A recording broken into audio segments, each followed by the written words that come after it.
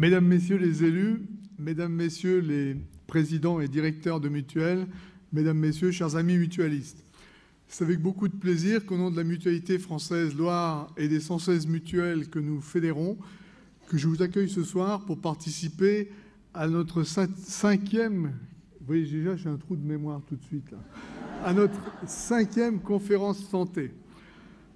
Vous vous souvenez, puisque certains ont participé aux 4 dernières manifestations, on a commencé par le sommeil, on a continué par l'alimentation, on a continué par le cancer, et l'année dernière, on a travaillé sur le bien vieillir, et cette année, on va travailler sur le thème de la mémoire. Je remercie la ville de Saint-Étienne qui, depuis l'origine, a été à nos côtés pour nous aider à faire passer ces messages de prévention et de santé publique.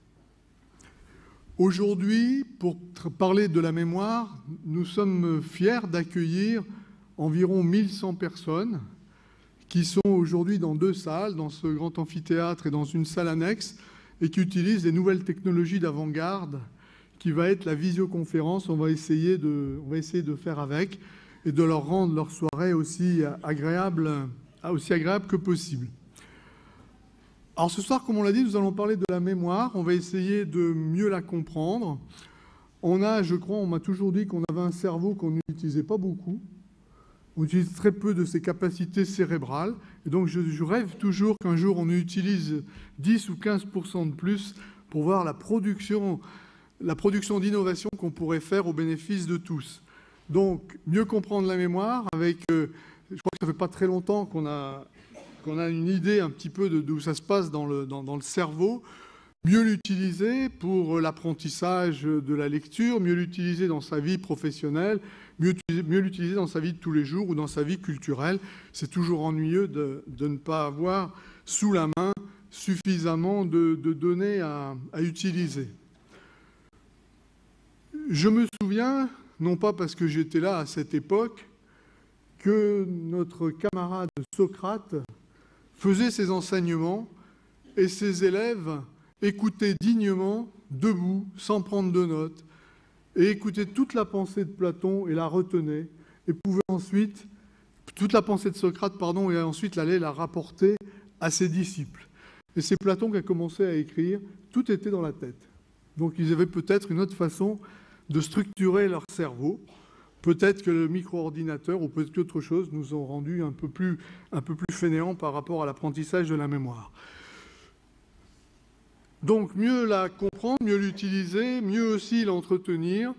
Et c'est vrai qu'on trouve aujourd'hui, et vous l'avez vu à l'entrée, même des jeux vidéo ou des DVD qui permettent un apprentissage de la mémoire par des petits jeux pour l'entretenir. Donc on verra si tout ça est une réalité ou si c'est juste un fantasme particulièrement bien marketé. Vous avez vu donc au niveau de l'exposition sur le cerveau dans tous ses éclats, la merveilleuse machine que nous avons tous au sommet de notre corps et qu'on n'utilise pas toujours de façon optimale. Alors ce soir, pour parler de la mémoire, 3 experts. Jocelyne de Rotrou, docteur en neurophysiologie, en neuropsychologie, pardonnez-moi. Catherine Thomas-Antérion, neurologue et docteur en neuropsychologie. Et Joël Cando, professeur des universités, qui est, je crois, anthropologue. Et le débat sera animé par Hélène Cardin, qui est journaliste. Cette conférence, qui est une conférence d'information, une conférence aussi peut-être de prévention, se positionne tout à fait dans la nouvelle politique, ou dans la politique qui est mise en place au niveau de la Fédération de la Mutualité Française, qui va être disséminée en région à partir du mois d'avril 2009 et qui est priorité santé mutualiste. Donc nous avons mis en place un dispositif qui va permettre une meilleure orientation, une meilleure information, une meilleure orientation, un meilleur accompagnement des mutualistes pour permettre un accès aux soins et pour permettre d'avoir de meilleures chances par rapport à la maladie. Je crois que pour l'ensemble des mutualistes et ensuite pour l'ensemble de la population, je crois que ce sont les valeurs que nous défendons depuis 120 ans qu'on existe dans la Loire et que je pense nous continuerons à défendre encore très longtemps avec votre appui. Merci. Et je laisse la parole aux conférenciers.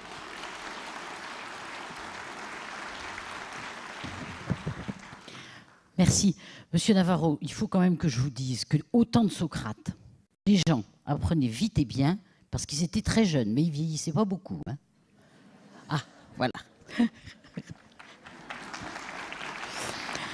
Alors la mémoire qui nous réunit ce soir, la merveilleuse mémoire, c'est l'une des compagnes les plus efficaces que nous ayons. Elle nous aide à vivre, elle nous aide à construire, elle nous aide à évoluer et elle nous accompagne toute notre vie, depuis qu'on est tout bébé jusqu'à la fin de nos jours. Elle occupe une zone du cerveau, donc elle est quand même assez peu accessible et pourtant elle a déjà livré beaucoup de secrets. On la comprend mieux aujourd'hui, même si elle conserve encore bien des mystères non élucidés. Donc pendant 2 heures, nous allons vous dire, les intervenants qui sont venus ici, qui sont présents et qui sont des spécialistes, vont vous dire ce qu'on sait de la mémoire, ce qu'on en attend et ce que demain sera si la recherche fonctionne bien et permet des découvertes intéressantes. Alors, ces 3 intervenants, Monsieur Navarro vous les a présentés, mais moi je vais vous les représenter à ma manière. Juste à côté de moi, Jocelyne de Rotrou, qui est neuropsychologue à l'hôpital Broca, à Paris. Catherine Thomas-Antérion, qui est juste à côté, qui est neurologue et qui est responsable du centre mémoire du CHU de Saint-Étienne d'ici. Elle est d'ici. Et l'homme, parce qu'il nous en fallait quand même, Joël Cando, qui est anthropologue, qui est professeur et qui enseigne à l'université de Nice, Sophia Antipolis.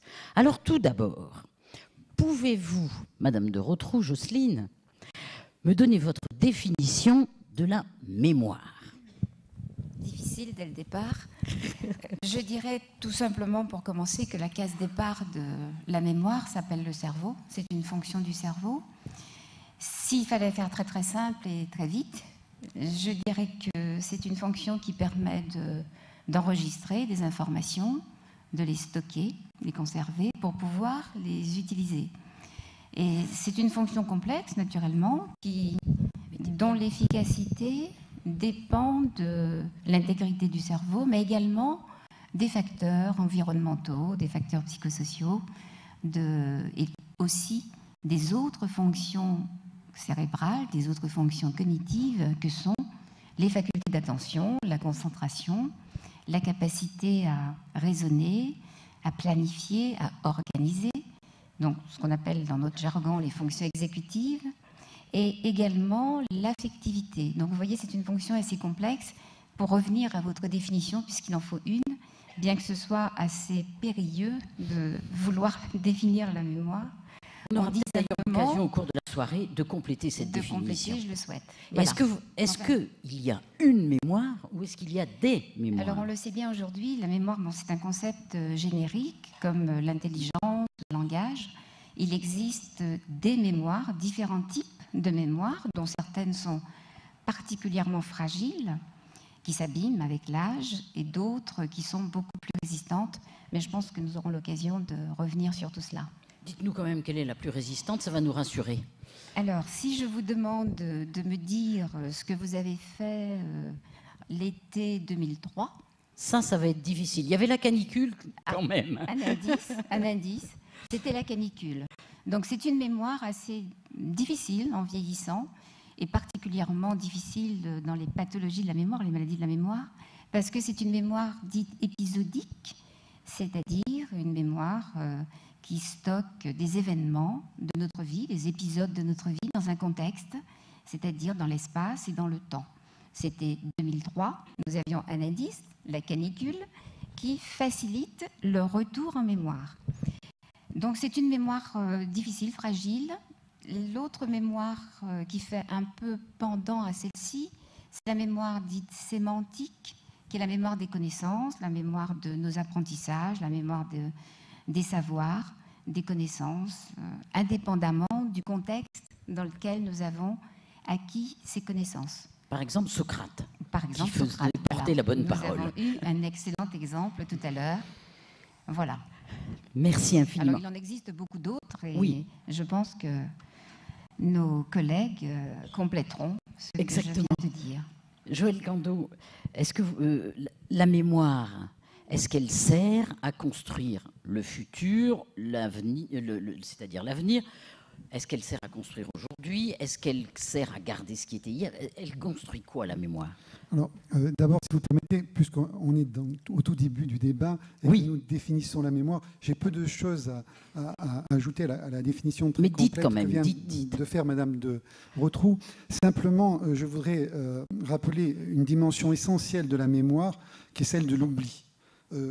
Souvent, quand on évoque la mémoire, on pense aux souvenirs et on a tendance à oublier qu'une composante de la mémoire, c'est aussi l'oubli, et que l'oubli est quelque chose de normal dans le fonctionnement de la mémoire. On ne peut pas en permanence emmagasiner toutes les informations que l'on acquiert au cours, par exemple, d'une journée. Je suis arrivé à 15h41 à la gare de Saint-Étienne. Je ne peux pas avoir la mémoire de tout ce qui s'est passé depuis 15h41. Il y a juste quelques événements qui me restent en mémoire. Et donc, il y a un tri qui est fait par notre mémoire. Donc, première précision. Il est normal d'oublier. Voilà, il est normal d'oublier. Et quand on parle de la mémoire, il faut penser à cet ensemble de souvenirs et d'oubli. Ça, c'est un premier point. Alors, deuxièmement, deuxième peut-être un travers quand on parle de la mémoire, on a tendance à penser qu'il s'agit d'une faculté cognitive, d'une faculté de connaissance, donc, qui sert uniquement à se tourner vers le passé. Bon, c'est vrai, on se tourne vers le passé dès qu'on utilise la mémoire. Mais on se tourne vers le passé parce qu'on a des problèmes à régler au présent, et ces problèmes qu'on a à régler au présent visent à préparer des actions futures. Par exemple, quand je râle le matin parce que je ne trouve pas les clés de ma voiture, eh c'est parce que les clés de ma voiture, je sais que je les ai placées quelque part la veille, donc ça c'est bien le passé, mais j'en ai besoin à l'instant présent, et j'ai besoin de démarrer ma voiture parce que j'ai des choses à faire dans la journée. Donc la mémoire n'est pas seulement tournée vers le passé, elle est aussi tournée vers le futur. Et d'ailleurs, là je parle sous le contrôle de mes collègues, mais c'est quelque chose qui est documenté par la neurobiologie, puisqu'on sait qu'une région du cerveau dont on aura l'occasion de reparler, qui est très importante pour la mémoire, qui est l'hippocampe, nous sert à la fois à nous tourner vers le passé et aussi à imaginer, à nous tourner vers le futur. Ça, c'est donc le deuxième point. Puis, troisième point, pour aller vite, c'est qu'il y a une caractéristique essentielle de la mémoire, c'est que c'est une dimension de notre identité. Si j'ai le sentiment d'une certaine continuité de ma personne, tout à fait relative, c'est parce que je me souviens que je suis la même personne que celle qui est arrivée à 15h41 à Saint-Étienne. Je m'en souviens de ça. Ça vous a marqué 15h41 à Saint-Étienne? Oui, ça m'a marqué. Vous voyez, quelque chose. Donc la mémoire est vraiment une dimension essentielle de l'identité personnelle. Oui. Alors justement, nous parlions, Catherine Thomas-Antérion, nous parlions de la zone. Où est-ce qu'elle est, cette mémoire, dans notre cerveau? Alors, il ne faut pas imaginer qu'il y a une zone de la mémoire. Ça, c'est complètement faux. Il y a des tas de régions cérébrales qui sont reliées les unes avec les autres et qui forment plutôt une circuiterie, un ensemble de neurones, un grand réseau de mémoire. Et ce réseau de mémoire, il est en fait partout. Il y a des régions en particulier au niveau du lobe temporal interne, très importantes, on vient d'en dire un mot, l'hippocampe. Il y a des régions au niveau du lobe frontal, comme le cortex singulaire. Et il y a même des régions à l'intérieur du cerveau, ce qu'on appelle les régions sous-corticales, comme par exemple le thalamus, les corps mammillaires, etc. On ne va pas énumérer tout ça, c'est très fastidieux. Ce qu'il faut savoir, c'est que tout ce réseau va servir à encoder des informations, à les stocker, surtout à les consolider, pour pouvoir un jour les récupérer à l'identique ou pratiquement à l'identique. Et dans tout ce réseau, la structure clé de l'ensemble, c'est l'hippocampe. C'est cet hippocampe parce qu'il va intervenir aux 3 niveaux. Il va intervenir pour encoder l'information, faire que le souvenir soit solide pour pouvoir être récupéré, stocker et consolider, puis après le récupérer. En particulier les souvenirs épisodiques dont parlait Jocelyne de Rotrou, les souvenirs les plus personnels, ceux qui ont besoin d'être récupérés avec le contexte de la source, les vacances 2003 où j'étais à la mer, où je suis tombée amoureuse, où je faisais des châteaux de sable, enfin vous faites ce que vous voulez en été 2003. Cette mémoire-là, elle aura toujours besoin que l'hippocampe soit en action pour que les souvenirs soient récupérés. Les souvenirs ne seront pas stockés dans l'hippocampe. L'hippocampe servira plutôt de relais, de moteur, de recherche d'action pour récupérer les traces qui seront réparties dans l'ensemble du cerveau. Et pourquoi on récupère certaines choses et d'autres, on ne les récupère pas? Alors déjà, ça dépend si on cherche à récupérer intentionnellement ou si c'est une mémoire involontaire qui nous vient à la figure sans qu'on la cherche. Il y a des différentes stratégies de mémoire. Ou si encore, c'est une mémoire automatique. Par exemple, je monte sur un vélo, je fais du vélo, c'est complètement devenu automatisé, c'est une procédure, c'est une mémoire procédurale. On dit que ça ne s'oublie pas, ça. Voilà, ça s'oublie jamais. C'est comme les tables de multiplication, c'est comme j'allais dire les prières, enfin tout ce genre d'automatisme, qui soit cognitif ou moteur, c'est solide, et d'ailleurs c'est dans des régions très profondes du cerveau. Alors pourquoi on se souvient? Parce qu'on accède volontairement, parce qu'on cherche par exemple qui était Socrate, qu'est-ce qu'il a fait, etc., ou parce que ça vient à la mémoire, on accède à la trace du souvenir tel qu'on l'avait encodé, tel qu'on l'avait consolidé. On réanime la silhouette, on réanime le corps du souvenir, un petit peu comme si vous avez une constellation d'étoiles dans le ciel, puis tout d'un coup, vous voyez la grande ours, vous voyez la petite ours, vous voyez tout ça, et c'est vos souvenirs qui, avec cette architecture de neurones qui s'éclaire, vous fait retrouver le souvenir. Peut-être qu'il y aurait un petit verre d'eau pour madame ou pour monsieur qui tousse trop, là. Alors, mesdames, messieurs, pour l'instant, c'est moi qui pose les questions. Tout à l'heure, bien évidemment, je vous donnerai la parole à la fin de notre soirée pour que vous puissiez vous adresser à nos intervenants. Alors maintenant, une difficile question, extrêmement débattue et toujours douloureuse. Y a-t-il une différence entre les hommes et les femmes au niveau de la mémoire? Jocelyne de Rotrou. Il y a bien sûr des différences entre les hommes et les femmes au niveau de la mémoire, comme au niveau de pas mal d'autres. Voilà. Vous m'entendez pas? Mettez-vous, voilà, comme ça. Bien. Oui, des différences, il y en a vraisemblablement. Y a-t-il un déterminisme génétique à ces différences? Peut-être que oui, peut-être non, je ne sais pas. Catherine pourra peut-être documenter un peu mieux ce point-là. Une chose est certaine, c'est que les différences, que ce soit entre les hommes ou les femmes, ou chez un même individu, homme ou femme, les différences viennent souvent de nos centres d'intérêt, de nos motivations, de l'expérience qu'on peut acquérir dans un domaine donné, qui répond toujours à un centre d'intérêt, des répétitions. Les métiers changent. Nous avons des femmes architectes aujourd'hui. Nous n'avions pas de femmes architectes il y a 20-30 ans. Donc, y a-t-il un déterminisme génétique? Je pense que je ne saurais pas répondre à cette question avec précision. En tout cas, il y a certainement des différences intra- ou inter-individuelles qui viennent de la motivation et qui viennent également donc, aussi des capacités, du potentiel cognitif en général qui, lui, est extrêmement modulable par rapport aux objectifs qu'on se donne dans la vie, par rapport aux circonstances, aux personnes qu'on rencontre, à nos expériences. Voilà, donc des différences, il y en a vraisemblablement. Hommes-femmes, je ne saurais pas le dire avec précision sur le plan génétique, mais sur le plan des comportements liés aux différences de motivation, aux différences cognitives en général. On a tous un style cognitif, une façon de voir les choses, d'appréhender les informations. Nous avons différentes stratégies, des manières, des techniques, des méthodes qui nous permettent de faire un plan, par exemple. Ça, c'est une stratégie, mais on en parlera tout à l'heure peut-être. Donc, il y a certainement des différences intra-individuelles chez un même individu et également inter-individuelles. Qu'est-ce que vous en pensez, vous, Catherine? Je pense que ce que je dis, Jean-Pierre Changeux, qui est quand même pas le neurobiologiste le moins compétent, qui dit on a le même matériel biologique hommes et femmes, c'est une ineptie de penser qu'on a une différence au niveau génétique. Après, il peut y avoir un certain déterminisme, mais c'est plus vraisemblablement ce qu'a dit Jocelyne, l'éducation, une certaine pression sociale qui fait que les femmes ou les hommes ont des comportements éventuellement différents en mémoire, mais ce n'est pas probant, en tout cas dans les tests. Quand on fait des tests en pratique courante de mémoire verbale, de mémoire visuelle, pour voir comment ça marche, les normes sont quasiment toujours comparables. Alors que ce n'est pas le cas, par exemple, pour les niveaux d'éducation ou selon les tranches d'âge. On n'a pas exactement la même organisation de la mémoire, les mêmes facilités dans certains domaines, selon si on a 20 ans aujourd'hui ou si on en a 80 ans, parce qu'on n'a pas appris de la même façon, on n'a pas mis ça en place de la même façon. Puis on n'a pas le même vécu, bien voilà, évidemment. Exactement. L'environnement, la vie, l'histoire de vie. Donc moi, je dirais non, mais évidemment, on est tous différents. Et il y a probablement dans cette salle un homme et une femme qui sont plus proches que certains 2 hommes ou 2 femmes. Ça marche comme ça. Donc c'est une histoire d'individu plutôt qu'un homme ou une femme. Qu'est-ce que vous en pensez, vous, Joël Cando ? Alors, d'abord, comme cela vient d'être souligné, je pense que dès que l'on parle des comportements humains, c'est toujours très difficile de faire le partage entre ce qui relèverait de la génétique, du déterminisme génétique, et ce qui relèverait du culturel, du social.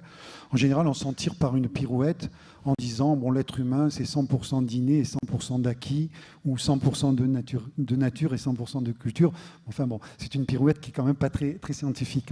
Ce que j'ai pu lire, en tout cas dans la littérature scientifique, c'est que on affirme que dans certains domaines, comme la mémoire spatiale ou la mémoire verbale, il existe des différences entre les hommes et les femmes, mais là encore, la question est posée de savoir si c'est génétique ou culturel. Dans le domaine de la mémoire spatiale, on affirme, je dis bien, ce sont des choses à vérifier, que les hommes auraient parfois de meilleures performances. Pour la mémoire verbale, les femmes auraient de meilleures performances. Remarquez, on nous a bien dit à un moment que le cerveau des femmes était plus petit que le cerveau des hommes. Il a fallu faire des études infiniment complexes pour prouver le contraire. C'est infernal. Continuez, monsieur, je vous en prie. Non. Quand on parle de différence, bien évidemment, c'est pas forcément dans des termes d'inégalité, c'est une différence. Bon, par exemple, l'homme et la femme, il y a une paire de chromosomes qui est XX et une autre qui est XY, c'est une différence. Bon. Là, on est d'accord. D'accord, voilà. Donc, ce que je sais, alors là, je prends ma casquette d'anthropologue. Dans notre profession, on recourt souvent à une technique d'enquête qui est très connue, qui est la technique des récits de vie, qui consiste à... Dites-nous exactement, parce que je suis persuadée que dans notre auditoire, il y a des gens qui ne savent pas, parce qu'ils n'ont jamais eu l'occasion de le savoir, ce qu'est un anthropologue. Alors, l'anthropologue, là, vous me posez une question je vais essayer d'être bref, parce que c'est compliqué. Soyez-le. Disons qu'il y a 2 grands domaines dans l'anthropologie. Il y a l'anthropologie biologique et l'anthropologie sociale et culturelle. L'anthropologie biologique, si vous voulez, s'intéresse à l'être humain, mais vraiment dans son aspect physique, biologique. C'est l'étude, pour aller vite, des crânes, des os humains, etc. Mais aujourd'hui, les anthropologues biologistes travaillent beaucoup sur l'ADN. Et l'anthropologie sociale et culturelle s'intéresse aux manières d'être des individus, manières de faire, manières de se comporter, dès lors qu'elles sont partagées. C'est pour ça que vous êtes là ce soir. C'est-à-dire ce qu'on appelle les phénomènes sociaux culturels. Voilà. Alors, je disais que dans le cadre de ma profession, on utilise souvent une technique qui est celle des récits de vie, qui consiste tout simplement à interroger un certain nombre de personnes pour connaître leur mode de vie, pour mieux connaître leur mode de vie, leur histoire, etc. Et ce que l'on constate d'une manière générale, c'est qu'on obtient des récits beaucoup plus complets, beaucoup plus détaillés, en particulier pour tout ce qui concerne les souvenirs, avec les femmes qu'avec les hommes. Bon, voilà, mais ça peut être tout à fait lié, là encore, à un environnement culturel qui favorise peut-être davantage l'expression verbale chez les femmes que chez les hommes. Ça ne renvoie pas nécessairement à un déterminisme génétique. Ce que l'on sait quand même, c'est que cet effet de l'environnement, il est massif sur la manière dont nous utilisons notre mémoire. Et si vous permettez, je peux citer un exemple qui est très connu, mais peut-être que vous vouliez me poser une question à ce sujet. Non, pas du tout, parce que je voudrais qu'on voit l'image rapidement. Voilà. Allons. Donc, il y a un exemple qui est célèbre et qui met bien en évidence la plasticité de notre cerveau et la plasticité de notre mémoire et le fait qu'elle est vraiment soumise aux influences de l'environnement. C'est le cas des chauffeurs de taxi londoniens. Alors, vous savez que pour être chauffeur de taxi, il faut avoir une bonne mémoire spatiale. A fortiori, quand on est chauffeur de taxi à Londres, puisqu'à Londres, il y a plus de 25 000 rues, donc il faut mémoriser tout un ensemble d'itinéraires très complexes. Et il y a quelques années, vous avez là l'image qui rend compte de cette recherche, grâce aux techniques d'imagerie cérébrale, on s'est aperçu qu'il y avait une augmentation de la taille de l'hippocampe, on en a parlé tout à l'heure de l'hippocampe, de l'importance de cet organe pour la mémoire, il y a une augmentation de la taille de l'hippocampe qui est liée au temps passé dans la profession de chauffeur de taxi. Alors pourquoi est-ce intéressant ? Parce que On pourrait penser que, tout simplement, des personnes qui, génétiquement, ont un hippocampe très développé, ont vocation à devenir chauffeurs de taxi. Mais là, on s'aperçoit que ce n'est pas du tout ce qui se passe, puisque l'augmentation de la taille de l'hippocampe est liée à la pratique, hein, à l'exercice de la profession de chauffeur de taxi, ce qui montre bien donc, que c'est un effet de l'environnement, de la culture au sens large, comme nous parlons de la culture en anthropologie. Jocelyne de Rotrou, est-ce que les premiers souvenirs, on les conserve toute la vie? J'ai droit aux questions compliquées. Un petit peu difficiles, c'est vrai. Alors, les souvenirs, les premiers souvenirs de la vie. Les tout premiers souvenirs, je ne sais, à ma connaissance, il n'y a pas de travaux très précis, très pointus, très scientifiques qui aient pu démontrer la persistance de souvenirs à des stades très très précoces de la vie. Il y a un psychanalyste qui racontait quand même sa naissance, mais on n'était pas sûr que sa mère lui ait pas raconté. Il disait que c'était ses souvenirs à lui, mais c'était pas sûr. Là, ce sont tout le trafic que subit la mémoire. Il est possible qu'on retienne sous forme de goût, sous forme de dégoût, sous forme d'impression, de sensation, qu'on retienne un peu des événements qui nous auraient affectivement touchés dès la naissance. C'est très probable, mais je ne l'affirmerai pas. Alors Catherine, peut-être que tu as... En fait, oui, le développement chez l'enfant, il va se faire progressivement des différentes formes de mémoire dont on vous a parlé.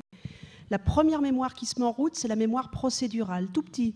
Les procédures, les habiletés. Vous avez tous vu un enfant qui a un hochet dans son berceau, il prend le hochet et il va le bouger des centaines de fois avant de trouver le hochet, le bon mouvement et le bruit qu'il veut. Voilà. Et il va faire ça tout le temps, il va faire pareil pour poser sa tête comme il faut, pour s'asseoir comme il faut, puis pour marcher. La marche, ça va être une répétition de gestes. De la même manière, il va faire des sons, il va babiller, il va faire du bruit, puis il va faire des mots, puis il va faire des phrases. C'est la mémoire procédurale. C'est tout petit, tout de suite, etc.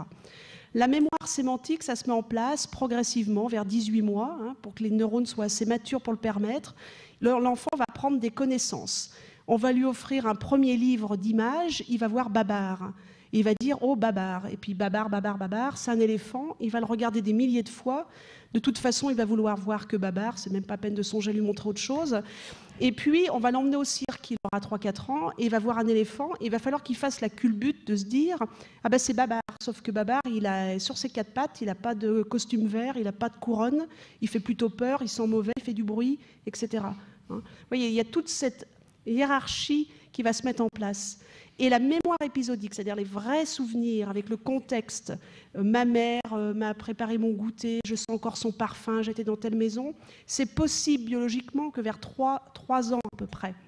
Donc les vrais premiers souvenirs, en théorie, encore faut-il pouvoir les contrôler, on ne peut pas les avoir avant 3 ans, les souvenirs aussi précis. Par contre, ce que disait Jocelyne, on enregistre tout. Donc, par exemple, un enfant qui a été en réanimation à la naissance, dans une couveuse, il ne va jamais se rappeler que l'infirmière lui faisait mal parce qu'elle faisait des prises de sang, qu'il ne dormait pas parce qu'il avait la lumière dans l'œil. Enfin, je caricature. Par contre, ce n'est pas exclu que quand il rentre dans un hôpital plus tard, il frissonne, que quand il voit une grosse lumière, il n'aime pas, que quand on lui refasse une piqûre, il se sente bizarre, parce qu'il aura retenu son histoire, mais pas de façon épisodique. Essentiellement, parce que son niveau de conscience, sa maturité cérébrale, son instrument langage, lui aura pas permis à ce stade de la vie. Et est-ce que vous pouvez nous dire quelles sont les limites de la mémoire? Pas de limite. Il n'y a pas de limite. Pas de limite en théorie. Pour la mémoire épisodique, des limites. Des limites parce qu'il faut que ces souvenirs soient codés avec le contexte. Et il faut beaucoup de consolidation, beaucoup de passages dans l'hippocampe pour que les souvenirs soient durs, persistants et s'identifient toujours. C'est comme ça que des événements uniques vont devenir génériques, vont devenir sémantiques, ils vont perdre leur épisodicité. Par exemple, tous les jeudis après-midi, quand j'étais enfant, j'allais à ma leçon de piano. C'est devenu générique. Tout ce qui était le contexte de chaque leçon de piano, je l'ai perdu. Donc, il faut vraiment qu'il y ait une leçon de piano particulière qui soit ancrée profondément pour que je la récupère. Par contre, la mémoire sémantique, les connaissances, objectivement, et les procédures, c'est illimité. On doit pouvoir engranger de façon illimitée. Ce qui nous manque, c'est le temps, c'est le besoin de dormir, c'est la concentration, c'est la motivation, mais la machine mémoire pour engranger des connaissances en théorie illimitée.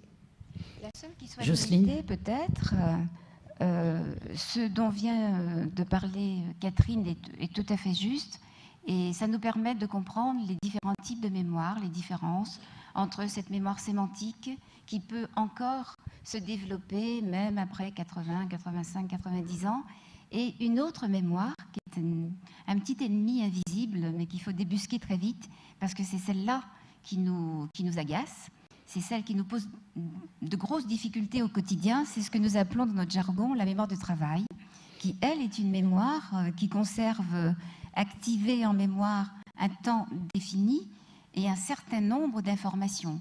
Alors, pour prendre un exemple qui vous permettrait de comprendre très vite, quand on a 10 plats sur le feu, il y en a forcément 1 ou 2 qui brûlent. Donc, quand on a trop d'informations à engranger, et surtout quand on doit le faire vite, et surtout si ce sont des informations qui ne nous sont pas familières, là, on pourrait peut-être parler de limites lorsqu'on évoque cette mémoire de travail qui a une capacité plus limitée. C'est une des explications. On peut se mettre au chinois à 82 ans, il faut quand même être motivé si on n'a pas fait de langue avant. Mais bon, pourquoi pas après tout. Mais on va y passer beaucoup plus de temps que si on a 16 ans. On va y arriver, mais il faudra beaucoup plus de répétitions, apprendre par plus petits bouts, etc. etc. Et Catherine Thomas-Antérion, est-ce qu'il y a vraiment oubli ? Alors, probablement, d'abord, il y a plusieurs types d'oubli. C'est très probable, mais c'est un domaine qui est quasiment inexploré ou à peu près. D'abord, il y a des oublis volontaires, il y a ce qu'on appelait dans un autre langage, qui est le langage psychanalytique, le refoulement. On essaye de ne pas se rappeler. Probablement, l'oubli est une fonction, comme on vous l'a dit tout à l'heure, absolument nécessaire pour pouvoir apprendre des nouveaux souvenirs. Mais oubli ne veut pas dire effacement. C'est-à-dire que ce qu'on pense avoir oublié définitivement, parce qu'on ne s'en est pas servi depuis 20 ans, c'est encore là. Je vous donne une anecdote, ça m'est arrivé hier dans le train. J'étais dans le train pour aller à Paris, et on appelle un docteur dans le train. Bon, est-ce qu'il y a un docteur? Donc bon, dans ces cas-là, on est un peu obligé, donc j'y vais. Et catastrophe, une femme avec un enfant qui hurlait dans les bras. Je n'ai pas vu d'enfant j'ai compté depuis mon internat 22 ans. Je n'ai pas ouvert un livre de pédiatrie depuis 22 ans. Et cet enfant se tenait l'œil, avait mal à l'œil. Alors l'ophtalmologie, je pense que c'est 24 ans, j'ai rien ouvert. Dans ces cas-là, on fait n'importe quoi, on assoit l'enfant, on rassure la mère, on prend une lampe, on regarde l'œil, on essaye d'improviser. Et je me suis surprise moi-même à avoir complètement les réflexes pour ouvrir l'œil, regarder une pupille, voir une conjonctive rouge, me dire cet œil est rouge, ça ne fait jamais mal, une conjonctivite, je ne sais même pas pourquoi je me rappelle ça. Cette petite a une hémorragie du vitré. Alors comme ça, vous me dites hémorragie du vitré, c'est quoi? Je ne peux même pas vous le dire, j'en sais rien. Mais ça vous revient. Mais ça m'est revenu dans l'instantané, parce qu'elle touchait l'œil, elle bougeait comme ça. Donc je me suis organisée pour qu'elle aille aux urgences d'ophtalmologie. J'ai appelé par curiosité, elle avait une hémorragie du vitré. Donc c'était enfoui quelque part, voilà. Ça n'avait plus aucun intérêt, c'était rangé, mais dans le feu de l'action, avec les indices que j'avais, l'information est revenue. Donc j'ai envie de dire, à partir de cette anecdote, il y en a 1000 comme ça, qu'on n'oublie pas, mais c'est enfoui, on n'en a pas besoin, c'est quelque part, c'est sommeil. Et dans une situation, on aura les indices, on réactivera la trace, ou dans une situation, on aura un souvenir proche, on pourra le réactiver. Et c'est le problème des stress traumatiques, où on a par exemple des personnes qui ont eu des graves traumatismes. On va prendre un exemple typique, une agression, un viol, qui refoule l'information tellement elle est violente, mais cette information reviendra de temps en temps dans d'autres situations, par exemple un film violent, ça sera très insupportable parce qu'on aura le sentiment, mais sans bien savoir quoi revivre, etc. Peut-être en complément de ce que dit Catherine, qui est très juste, nous sommes plus souvent victimes dans notre quotidien d'erreurs ou d'interférences. Pas vraiment d'oubli, puisque le souvenir, il nous arrive à tous de dire ça me revient, mais plus tard. Donc on est très souvent parasité, court-circuité, on a une mémoire qui est très vulnérable aux interférences, aux parasites, et il nous arrive plus souvent de nous tromper ou de ne pas avoir le mot au moment où on en a besoin, il revient après. Donc c'est vrai qu'on est plus souvent victime d'interférences, c'est très important de le comprendre, que de véritables oublis. Si j'ai une minute, juste on peut rappeler que Freud, en 1901, il a écrit La psychopathologie de la vie quotidienne. Il commence, il est dans un train, il cherche un nom propre. Et il ne se rappelle pas, ça vous est tous arrivé de chercher les noms propres, c'est pénible comme la musique. Bon. D'ailleurs, je ne me rappelle plus exactement les noms propres qu'il cherche. Enfin bref, il cherche, ça ne vient pas, etc. Il trouve Signorelli, enfin bon, je sais plus, enfin bon bref, il en cherche un et c'est pas le bon. Bon. Et après, alors il essaye de construire pourquoi j'ai trouvé celui-là, c'était pas le bon. Alors peu importe ce qu'il en fait, peu importe. Mais à partir de là, Freud comprend qu'on a plus de faux souvenirs, de fausses traces, de fausses reconnaissances. Et il se dit, mais c'est pas neutre, c'est que probablement on doit construire des traces pas loin, c'est ça qui m'intéresse. Et à ce moment-là, il ne s'intéresse plus à la neurologie, à la mémoire, il va s'intéresser à l'inconscient. Joël ? Oui, justement, alors Freud, lorsqu'il ne se souvient plus de ce nom, je crois que le nom c'est Nervi, et il ne se souvient plus de ce nom. Pourquoi ? Parce que Nervi, ça lui rappelle les nerfs, le système nerveux, et donc ce qui est son métier, mais ce qui est source également de beaucoup de soucis et de préoccupations.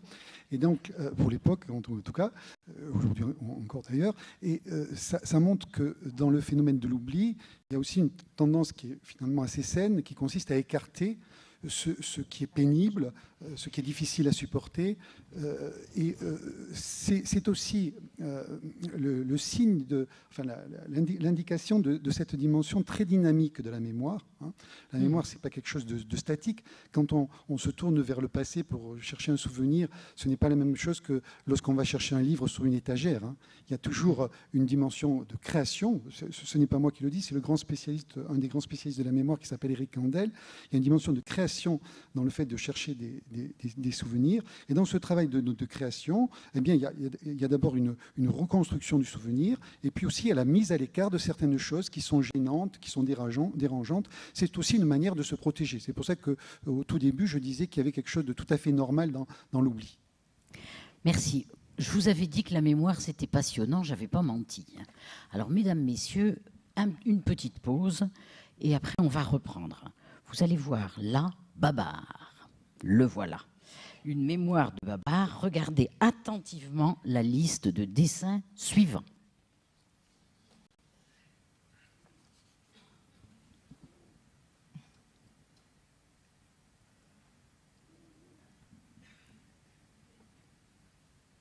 Et maintenant, quels étaient les éléments liés au voyage ? Tout de suite, ça se complique, vous savez.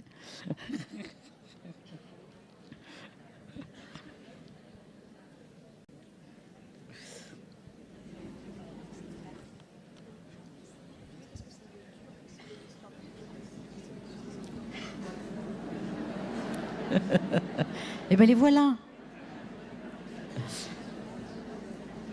Et maintenant, quels étaient les éléments liés au repas ?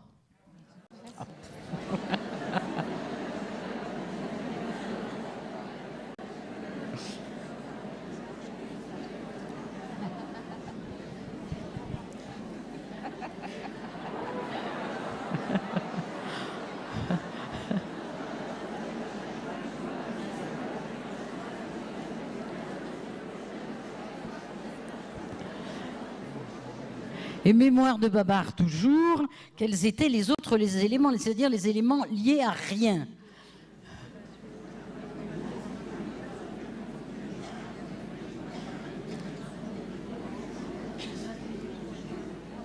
Les voilà. Dont Babar lui-même. En tout cas, au discours qu'on a entendu de notre place, vous étiez nombreux à avoir trouvé. C'est déjà pas mal. Alors, continuons. Catherine Thomas-Antérion, comment fonctionne la mémorisation ? Comment ça fonctionne ça ? Alors, c'est ce qu'on a déjà tenté d'expliquer. Oui, on a commencé un voilà. peu. Alors, peut-être vous pouvez nous en dire un petit peu plus, ou est-ce que ça y est, c'est fait ? On peut redire. Hein, on peut redire. On va mémoriser par la même occasion. Voilà, pour engranger des souvenirs... Alors, tout dépend d'abord si on veut le faire automatiquement, consciemment, très fort. Il va y avoir des niveaux quand même de souvenirs. Bref, il faut encoder l'information. Il faut mettre un code, parce qu'autrement, on ne le récupérera pas souvenir. Par exemple, vous allez vous dire la structure principale de la mémoire, c'est l'hippocampe. Et vous allez essayer de vous trouver des codes. Alors, l'hippocampe, c'est un animal marin. C'est d'ailleurs pour ça que ça s'appelle hippocampe. C'est la forme d'un animal marin. Puis vous ferez tout ce que vous voulez pour essayer de vous rappeler ça. Ensuite, il y aura et ça va se passer vraiment avec l'hippocampe d'ailleurs, et puis avec tout votre cerveau pour trouver les indices. Ensuite, vous allez consolider cette information, c'est-à-dire qu'elle va repasser, donc soit par la répétition, soit en parlant, soit en relisant, etc. Soit pendant votre sommeil, en particulier pendant les rêves, où vos rêves vont travailler tout seuls et vont répéter les informations. Et quand la trace sera relativement stable, Parce que pour coder tout ça, il faudra des neurones qui devront s'éclairer, faire une silhouette, faire un patron de votre souvenir et se rallumer quand vous irez le chercher. Et ça, quand ça sera solide, vous pourrez le récupérer. Ou au contraire, vous ne le récupérerez pas, vous vous direz c'est hypothalamus, vous saurez que c'est... Voilà, et il faudra recommencer. Alors, ce qui est intéressant, c'est que les codes pour rentrer l'information sont très importants, et plus on fait ça de façon consciente, volontaire, contrôlée, en s'aidant du contexte, plus c'est solide. Et c'est d'ailleurs là-dessus que Socrate, puisqu'on en a parlé, appuyait son enseignement. Il avait un enseignement en fait très original, ça s'appelait la maïotique. Et ce n'était pas des leçons au sens un cours magistral, parce qu'on sait très bien que dans les cours magistraux, les étudiants retiennent 2% d'informations. Donc voilà, oui. C'est montré depuis des milliers d'années, mais ça continue. Socrate, il n'avait pas de papier, il n'a pas de crayon, ça c'était a priori connu, et il disait aux étudiants, voilà la question, trouvez vous-même, posez-vous les questions. C'était ça le principe. Oui. Il leur disait par exemple la justice. Et puis avec ça, ils se débrouillaient, les pauvres et malheureux, en disant, dans justice, il y a le juge, il y a les gens jugés, il y a le tribunal, enfin peu importe. Ils faisaient le concept eux-mêmes. Et le fait d'élaborer eux-mêmes la solution, ça renforçait les apprentissages. Ça, c'est des choses très importantes. Et par rapport aux connaissances, c'est évident que plus on est motivé, plus on met des indices, plus on trouve par soi-même, mieux on se rappelle. Jocelyne, quelque chose d'autre sur cette mémorisation ? Je pense que Catherine est l'essentiel. Les étapes de la mémorisation, l'importance des stratégies, des techniques. Le petit Pousset, pour retrouver son chemin, il a semé des cailloux. Il a donc indicé son parcours. Il a pris des points de repère. Donc, on mémorise en sollicitant toutes ces stratégies qui facilitent la contextualisation, la mise en contexte, la fabrication d'un contexte, et toutes les stratégies qui nous permettent également, et ce sont généralement les mêmes, de récupérer des informations qui ont d'abord été encodées dans un contexte. Et puis pour qu'il y ait résurgence, il faut qu'il y ait eu à un moment donné occurrence. Parce que quelquefois, on cherche des souvenirs qui n'ont jamais existé, ou qui sont déguisés, qui sont trafiqués, ou il nous arrive d'inventer. Il y a aussi cette mémoire qui est trafiquée, qui nous fait croire en des choses qui n'existent pas. Les témoignages sont quelquefois, lors d'accidents par exemple, ne sont pas toujours fidèles parce qu'on y met beaucoup de choses. Donc quand on apprend, il y a ce contexte qui facilite l'apprentissage. Il y a toujours la motivation, les centres d'intérêt, l'envie d'eux, l'intérêt pour, je ne retiens pas ce qui n'est pas utile, ce qui ne m'intéresse pas, et également les techniques, dont une dont on vient de parler, qui est la contextualisation et l'indissage. La fabrication de repères. Et puis on aura des indices différents selon comment on est fait. Et le problème, c'est surtout de se connaître soi-même. Il y a des personnes, pour retenir quelque chose, ils vont le lire à haute voix. Il y en a d'autres, ils vont le lire tout bas. Il y en a, ils vont mettre du stabilo jaune pour bien voir les mots essentiels. On aura tous des stratégies différentes selon qu'on a des appétences, des performances meilleures dans les systèmes verbaux, visuels. Je ne dis pas qu'on est mauvais d'un côté ou de l'autre, mais on est meilleur d'une certaine façon. Voire, il y a par exemple des enfants, pour apprendre les leçons, quand ils sont dyslexiques, donc ils ont du mal avec le matériel verbal, ça les empoisonne, qui vont les apprendre avec des techniques corporelles. C'est des techniques très intéressantes. Par exemple, pour se rappeler si papillon a 2 ailes, on va leur apprendre à faire des gestes, des grands gestes pour faire les ailes, et comme ça, ils se rappellent définitivement. Il y a plein de stratégies comme ça. Et comment peut-on faire justement pour aider les enfants à avoir une bonne mémoire, bien mémorisée? Alors le premier niveau, c'est de leur apprendre à mettre des automatismes en place, parce que ces automatismes, ils sont essentiels pour la suite, donc des procédures. Et il y a un certain nombre d'apprentissages indispensables à faire par cœur, comme les tables de multiplication. Il n'y a pas 36 000 manières d'apprendre ces tables de multiplication, et elles sont indispensables pour apprendre la suite. De la même façon, apprendre un petit peu par cœur, apprendre des rimes, apprendre des mots, c'est extrêmement utile. Évidemment, il ne faut pas faire que ça. Il ne faut pas apprendre avec une mémoire perroquet sans rien comprendre. Parallèlement, il faut apprendre, mais ça, ce n'est pas de la mémoire, la réflexion, la synthèse, chercher ses idées. C'est ce qu'on appelle les fonctions exécutives, dont vous a parlé tout à l'heure Jocelyne. Et puis, vous savez, les enfants, c'est des éponges, entre guillemets. Et toutes les premières expériences, ils les engrangent très, très vite. Ils rentrent des informations. Donc, je crois qu'il n'y a pas grand-chose à faire pour que les enfants apprennent, hormis leur donner à apprendre, sans non plus les rendre hyperactifs, vouloir absolument leur acheter l'ordinateur premier âge, c'est absolument inutile. Le cerveau n'est pas un muscle à cet âge-là. Le cerveau fait des synapses, a une synaptogénèse très riche. Et ces synaptogénèses Alors, vous se me redites développent. bien ce que sont les synapses. Les synapses, c'est les petites connexions entre les neurones pour faire des souvenirs, pour faire des tissus de souvenirs, pour faire des squelettes, des patrons de souvenirs. Donc en fait, c'est multiplier les expériences, qu'elles soient riches, variées, aller se promener dans la forêt, regarder les arbres, apprendre les noms bizarres, tout ce que les enfants aiment faire, finalement. Oui, absolument. Excusez-moi, je vous ai coupé je vous ai pas donné la parole alors que vous vouliez... C'était juste pour aller dans le sens de ce que viennent de dire Jacqueline de Rotrou et Catherine Thomas-Antérion sur l'importance de la contextualisation des associations. C'est un exemple historique. Pendant l'Antiquité jusqu'au Moyen-Âge, a existé un art de la mémoire qui était une partie de la rhétorique et qui permettait aux orateurs de prononcer de très longs discours sans aucune note, simplement de mémoire. Et alors, cette technique s'appelait la méthode des lieux. En gros, ça consistait, par exemple, à imaginer un palais avec ses multiples pièces, ses multiples salles, à associer à chacune de ces pièces une image, généralement des choses très concrètes. Ça pouvait être des animaux, ça pouvait être une divinité, ça pouvait être un objet de la nature, enfin peu importe. Puis l'orateur découpait son discours en différentes parties. Il plaçait chaque partie du discours, évidemment de mémoire, dans les différentes pièces. Et ensuite, il s'imaginait cheminer d'une salle à l'autre et ainsi retrouver les différentes parties de son discours. Et ça marchait très bien parce que justement, l'information, c'est-à-dire l'information contenue dans le discours, était totalement contextualisée, associée à d'autres images qui favorisaient le rappel de l'information. Mais je suppose que c'est comme ça d'ailleurs que les comédiens travaillent aussi, pour mémoriser tous leurs textes.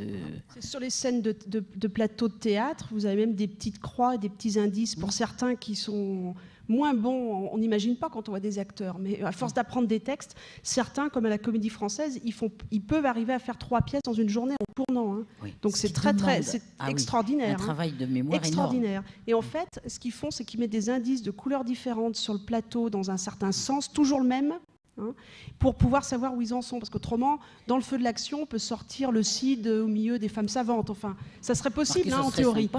Et ils racontent qu'en fait, d'une pièce à l'autre, ils effacent mentalement le trajet. Et puis ils se remettent toujours dans le même trajet. C'est la même chose pour les moines cisterciens. Si vous visitez une abbaye cistercienne, vous regarderez, tous les chapiteaux sont pareils, évidemment, sauf qu'il y a toujours un petit détail en moins. Comme ça, les moines savaient où ils en étaient dans leur prière. Parce qu'il n'y avait pas de papier, donc ils récitaient exactement petit bout de psaume ou de prière par colonne. Vous regarderez la prochaine fois, vous verrez. Jocelyne ? Quand on a appris à parler 4 langues, l'apprentissage de la 5e est beaucoup plus facile. Ah oui, ça aussi c'est intéressant justement. Et je suppose qu'on parlait tout à l'heure de ce monsieur ou cette dame qui a 82 ans décidé d'apprendre le chinois. Je suppose que si on a 9 ans, on apprend plus facilement le chinois qu'à 82 ans. Aussi. Évidemment. Alors, le problème aussi, c'est la distinction des langues. Ça dépend quelle est la langue maternelle déjà en plus au départ. Parce que, par exemple, le français, c'est une langue qui a des traits phonétiques, on ne va pas rentrer dans les détails, très proches. Et c'est une des langues qui permet le moins des apprentissages faciles des langues suivantes. Passer la première année, oui, ça explique ceci, explique cela. Alors qu'il y a des langues, évidemment, comme par exemple le serbo-croate, c'est celle, oui, je ne sais pas s'il y a des Serbes croates ici, les traits les plus larges, donc ces personnes vont avoir cette chance, enfin entre guillemets, de pouvoir apprendre plus facilement. Mais évidemment, même si on est français, si on apprend des langues le plus tôt possible, ça sera beaucoup plus facile. À la réserve qu'il ne faut pas non plus faire du jumping et vouloir apprendre 4 langues à la fois tant que la première n'est pas bien installée. Parce que ça, c'est aussi un non-sens et on n'en saura aucune correctement. Jocelyne de Rotrou, est-ce que l'hygiène de vie joue un rôle dans la mémoire et dans sa conservation ? L'hygiène de vie joue un rôle capital, bien sûr, dans la mémoire. On a l'habitude de dire bien manger, bien bouger, bien évidemment. L'activité physique, de par l'augmentation de l'oxygénation du cerveau, va faciliter l'irrigation cérébrale et par conséquent la consolidation des souvenirs. Donc l'activité physique, bien sûr, joue un rôle majeur. La nutrition également, le sommeil. Alors on a peut-être un cliché qu'on peut voir et qui me simplifierait la vie. Voilà, le voilà. Alors là, on aborde les alliés de la mémoire, puisque vous savez qu'il n'y a pas de médicaments promnésiants, de molécules qui permettent d'apprendre. Donc on doit s'aider un peu de nos alliés naturels. Et j'ai essayé de les résumer un peu sur cette diapositive qui permet de faire passer cette idée que, d'abord, la mémoire, on l'a déjà dit, n'existe pas. Il existe différents types de mémoires, dont certaines sont extrêmement vulnérables et d'autres plus résistantes. Mais toutes ces mémoires, quelles qu'elles soient, dépendent de tout un ensemble de facteurs qui sont un petit peu résumés là. Donc l'activité intellectuelle, c'est certain, bon, on en a dit un mot déjà. L'environnement familial, on en a dit également un mot lorsqu'on a parlé de l'influence de l'environnement. Il y a donc des facteurs sur lesquels on ne sait pas agir aujourd'hui, le patrimoine génétique, mais tous les autres, alors je ne peux pas les énumérer pour ne pas perdre de temps, mais tous les autres facteurs qui sont un petit peu résumés sur cette diapo aident. Ce sont les alliés de la mémoire. Donc vous voyez de quoi dépend la mémoire, de tout un ensemble, non seulement de fonctions cognitives. Elle n'est pas secondaire, mais elle est seconde dans bien des cas, mais également elle dépend de tout ce qui est, tout ce que j'ai pu résumer sur cette diapo et que nous faisons d'ailleurs au quotidien. Et ce sont des facteurs sur lesquels nous pouvons agir aujourd'hui. Et si nous posons le problème en termes de prévention, s'il y en a une possible dans ce domaine neuropsychologique, ce serait une prévention de ce type-là. Donc, vouloir parler de la mémoire, alors bon, on répond aux questions, mais ça n'a pas beaucoup de sens si nous parlons de la mémoire, point barre. Il y a toutes les fonctions, tout le reste, tout ce qui contribue au bon fonctionnement ou au dysfonctionnement de la mémoire.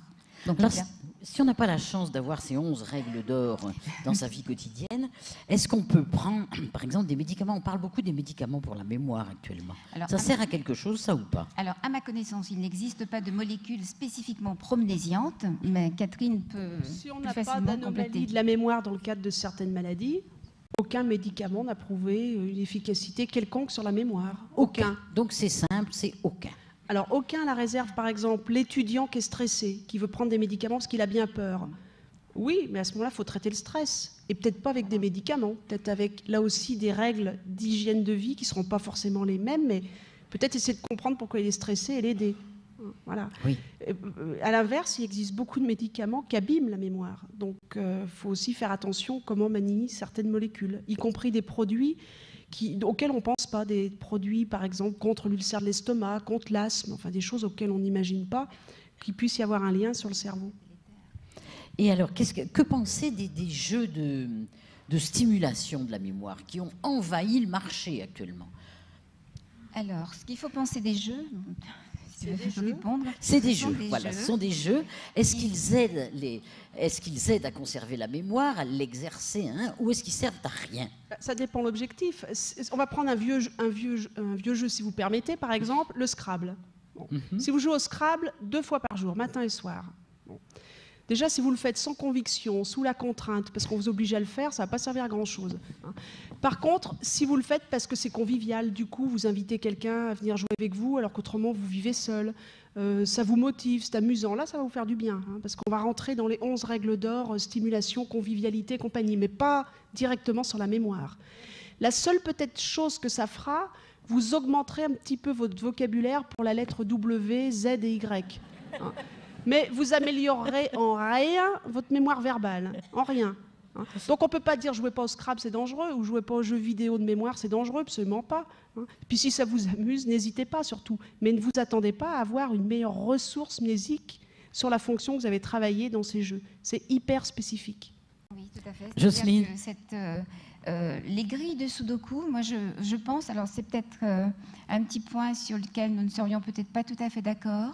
Je pense que les grilles de Sudoku que vous connaissez, qui incitent au calcul mental, alors on n'a pas de travaux très scientifiques sur ce point-là, mais ce que disent les patients, ce que disent les personnes que nous avons l'occasion de rencontrer dans des programmes de prévention cognitive, de stimulation cognitive, disent qu'effectivement elles ressentent un bénéfice, elles calculent un petit peu plus vite, elles ont un peu moins peur des chiffres, et elles sont un petit peu plus à l'aise dans toutes les opérations de calcul mental. Donc je pense que, comme le disait Catherine, c'est très spécifique. C'est-à-dire qu'on peut développer une habileté en faisant des grilles de Sudoku, en le faisant intelligemment, dans de bonnes conditions, avec un intérêt particulier, etc. Ça va probablement, c'est raisonnable de le penser, développer une petite compétence dans le domaine du calcul mental, mais ça ne nous servira à rien lorsque nous allons égarer nos lunettes, lorsque nous allons rechercher Et ça, c'est vrai que les lunettes et les donc clés... ça ne marchera pas sur l'emplacement de nos affaires. Oui. Quoi, si Donc, ça c'est quand marche, même tu assez m'appelles spécifique. tout de suite. Hein. Ça, Je t'oublierai pas. Alors, Joël Cando, la mémoire, donc, n'est pas une machine. On l'a bien Non, compris. Ce n'est pas une machine, hein. Il faut abandonner la métaphore de l'ordinateur.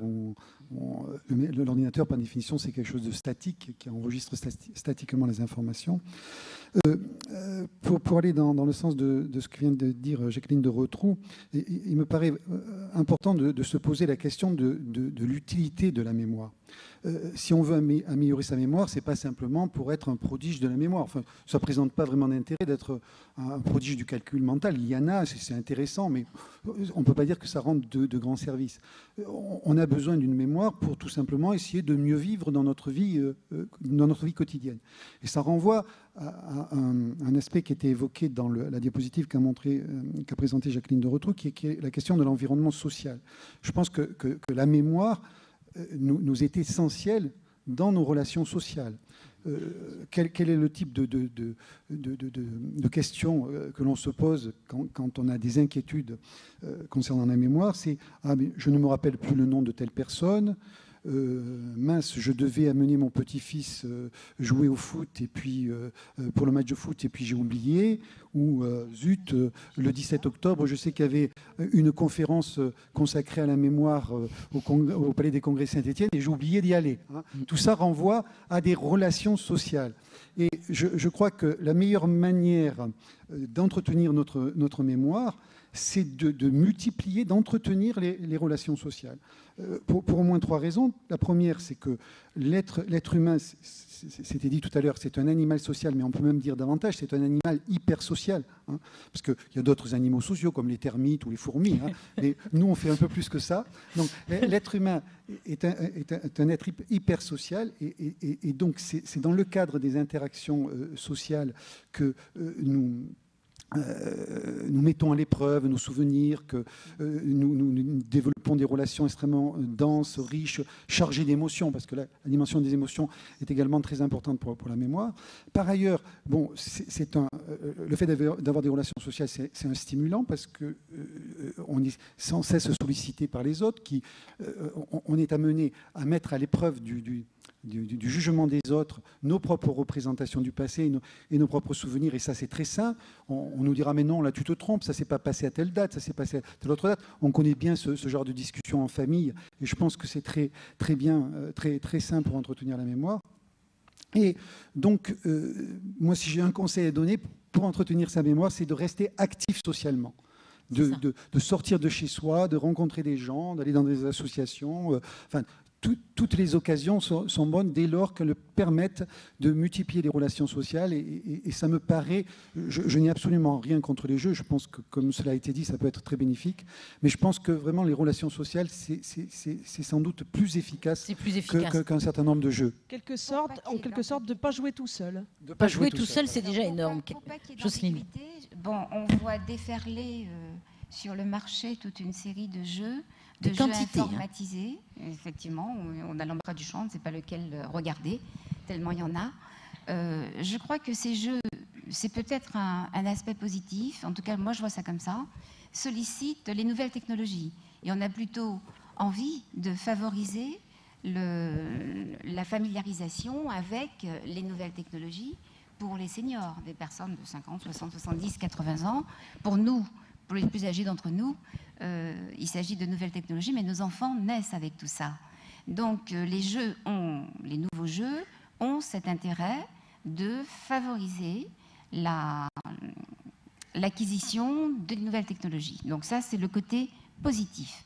En revanche, de vouloir calculer un âge cérébral, quel que soit le logiciel le plus sophistiqué, cela nous paraît particulièrement dangereux. Et je pense que mes collègues appuieraient dans ce sens-là. Il s'agit vraiment de malmesure de la mémoire.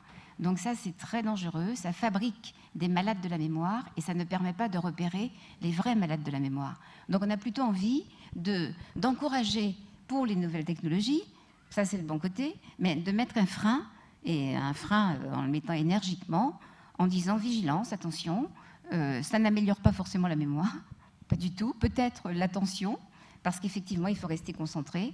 Ça peut avoir un aspect ludique, donc de détente, baisser la tension, lutter un petit peu contre le stress, l'anxiété, pourquoi pas, mais spécifiquement une action sur la mémoire ou une mesure du fonctionnement de la mémoire, a fortiori un diagnostic, certainement pas. Donc vigilance, prudence, nous ne les encourageons pas. Parce qu'en fait, on est dans une déviance éthique. Absolument. On est dans une déviance de recherche à tout prix de la norme, mais quelle norme qui repose sur rien. Mais ça répond aussi à une demande forte, malheureusement, d'être normé. Est-ce que je suis normal, pas normal? Donc c'est vrai qu'on doit se battre contre ça. C'est clairement ce qu'on pourrait appeler aussi de la pseudoscience. On revient à des dérives complètes. Ce que tu disais pour les jeux aussi, c'est le lien social, parce qu'on est bloqué sur son programme ordinateur, il y a un petit enfant qui vient rendre service, et on remélange les générations. Donc c'est très très intéressant à ce niveau-là. Mais pas les jeux qui norment. Ça, il faut lutter contre ça. On est contre la normalisation. Les jeux pour jouer. C'est déjà bien difficile dans nos consultations mémoire de faire la différence entre un fonctionnement cérébral normal, un fonctionnement cognitif compatible avec un vieillissement cérébral normal, par rapport à un fonctionnement de la mémoire, on va dire comme ça pour faire court, compatible avec une maladie. C'est déjà bien compliqué, donc on a du mal à imaginer qu'un logiciel, quelle que soit sa sophistication, puisse le faire. La différence fondamentale, Jocelyne, c'est que quand les psychologues, bon, c'est quelque chose, font des tests, elles testent, mais ce n'est pas des testeuses. C'est-à-dire qu'elles font des tests de façon très rigoureuse, avec des consignes précises, avec des scores, mais il y a toute l'analyse qualitative de la personne, plus l'entretien avec le sujet qui est venu. Donc, ce n'est pas une machine. Vous n'êtes pas des machines à tester. Tout à fait. Donc, puis le professionnel est en mesure de repérer l'impact du stress, l'impact de l'anxiété, l'impact d'une éventuelle dépression, l'impact d'une hypertension non contrôlée, non traitée. Alors là, justement, on arrive sur la mémoire. Voilà, exactement. Alors, ce que ne fera pas la machine. Ne fera pas la machine, bien sûr. Alors, les trous de mémoire, on a dit que c'était tout à fait normal, sauf quand ils deviennent quand même de plus en plus fréquents, ça commence quand même à nous gâcher la vie sérieusement. Et est-ce qu'on ne peut pas dire aussi que notre civilisation moderne, qui nous bourre d'informations sans arrêt, qui arrivent de partout, en particulier des informations chiffrées, ne complique pas encore plus la vie des personnes qui vieillissent actuellement? Certainement, certainement. Mais ce à quoi me fait penser cette question, alors c'est une question qui pour moi serait beaucoup plus importante que la mémoire, c'est l'adaptabilité.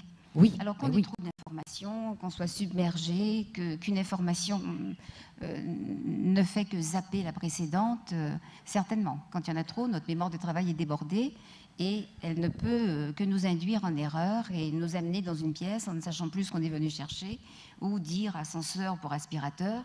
Donc ça, c'est clair. Mais je crois qu'on se préoccupe beaucoup de la mémoire. Alors l'émission est consacrée, enfin ce débat est consacré à la mémoire et c'est très bien. Mais peut-être quelque chose de plus important. Enfin moi, quand j'ai 2 patientes devant moi, 2 personnes qui se plaignent de troubles de mémoire et qui 9 fois sur 10 n'en ont pas, s'il y en a une qui continue à vivre entourée de ses enfants, de ses petits-enfants, qui va au spectacle, faire des balades en forêt, qui est toujours partante, celle-là ne m'inquiétera pas. En revanche, celle qui est paniquée à l'idée, alors qu'elle a 60 ans, 65 ans, à l'idée d'un déménagement, celle qui est paniquée devant l'arrivée de toutes ces nouvelles technologies, celle qui se confine et qui se retire progressivement, qui fait preuve d'une espèce de désinvestissement social, celle-là est beaucoup plus inquiétante. Donc l'adaptabilité, c'est une fonction à laquelle on ne pense pas beaucoup, c'est bien dommage, parce qu'elle me paraît capitale. Et s'adapter nécessite bien sûr d'avoir de bonnes capacités mnésiques, mais également de bonnes capacités exécutives, c'est-à-dire des capacités à anticiper, à planifier, à organiser, à prévoir. Et ça me paraît peut-être tout aussi important, tout au moins que la mémoire. Joël Cando, notre population qui vieillit, nous en sommes très heureux et très fiers, mais cette population est donc saturée d'informations. Est-ce que ces informations qui arrivent de partout et qui sont innombrables entraînent des angoisses dans la population? Alors, je crois que pour tenter d'expliquer le fait quand même beaucoup de gens se plaignent de trous de mémoire.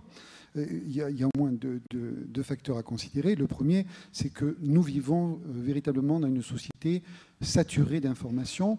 Des chercheurs ont calculé qu'au cours des 30 dernières années, je ne sais pas trop comment ils ont fait, mais enfin ils l'ont calculé, ils ont calculé qu'au cours des 30 dernières années, nous avions produit davantage d'informations qu'au cours des 5000 années précédentes. Alors c'est un peu normal, on est plus nombreux, hein, mais c'est significatif des sociétés modernes.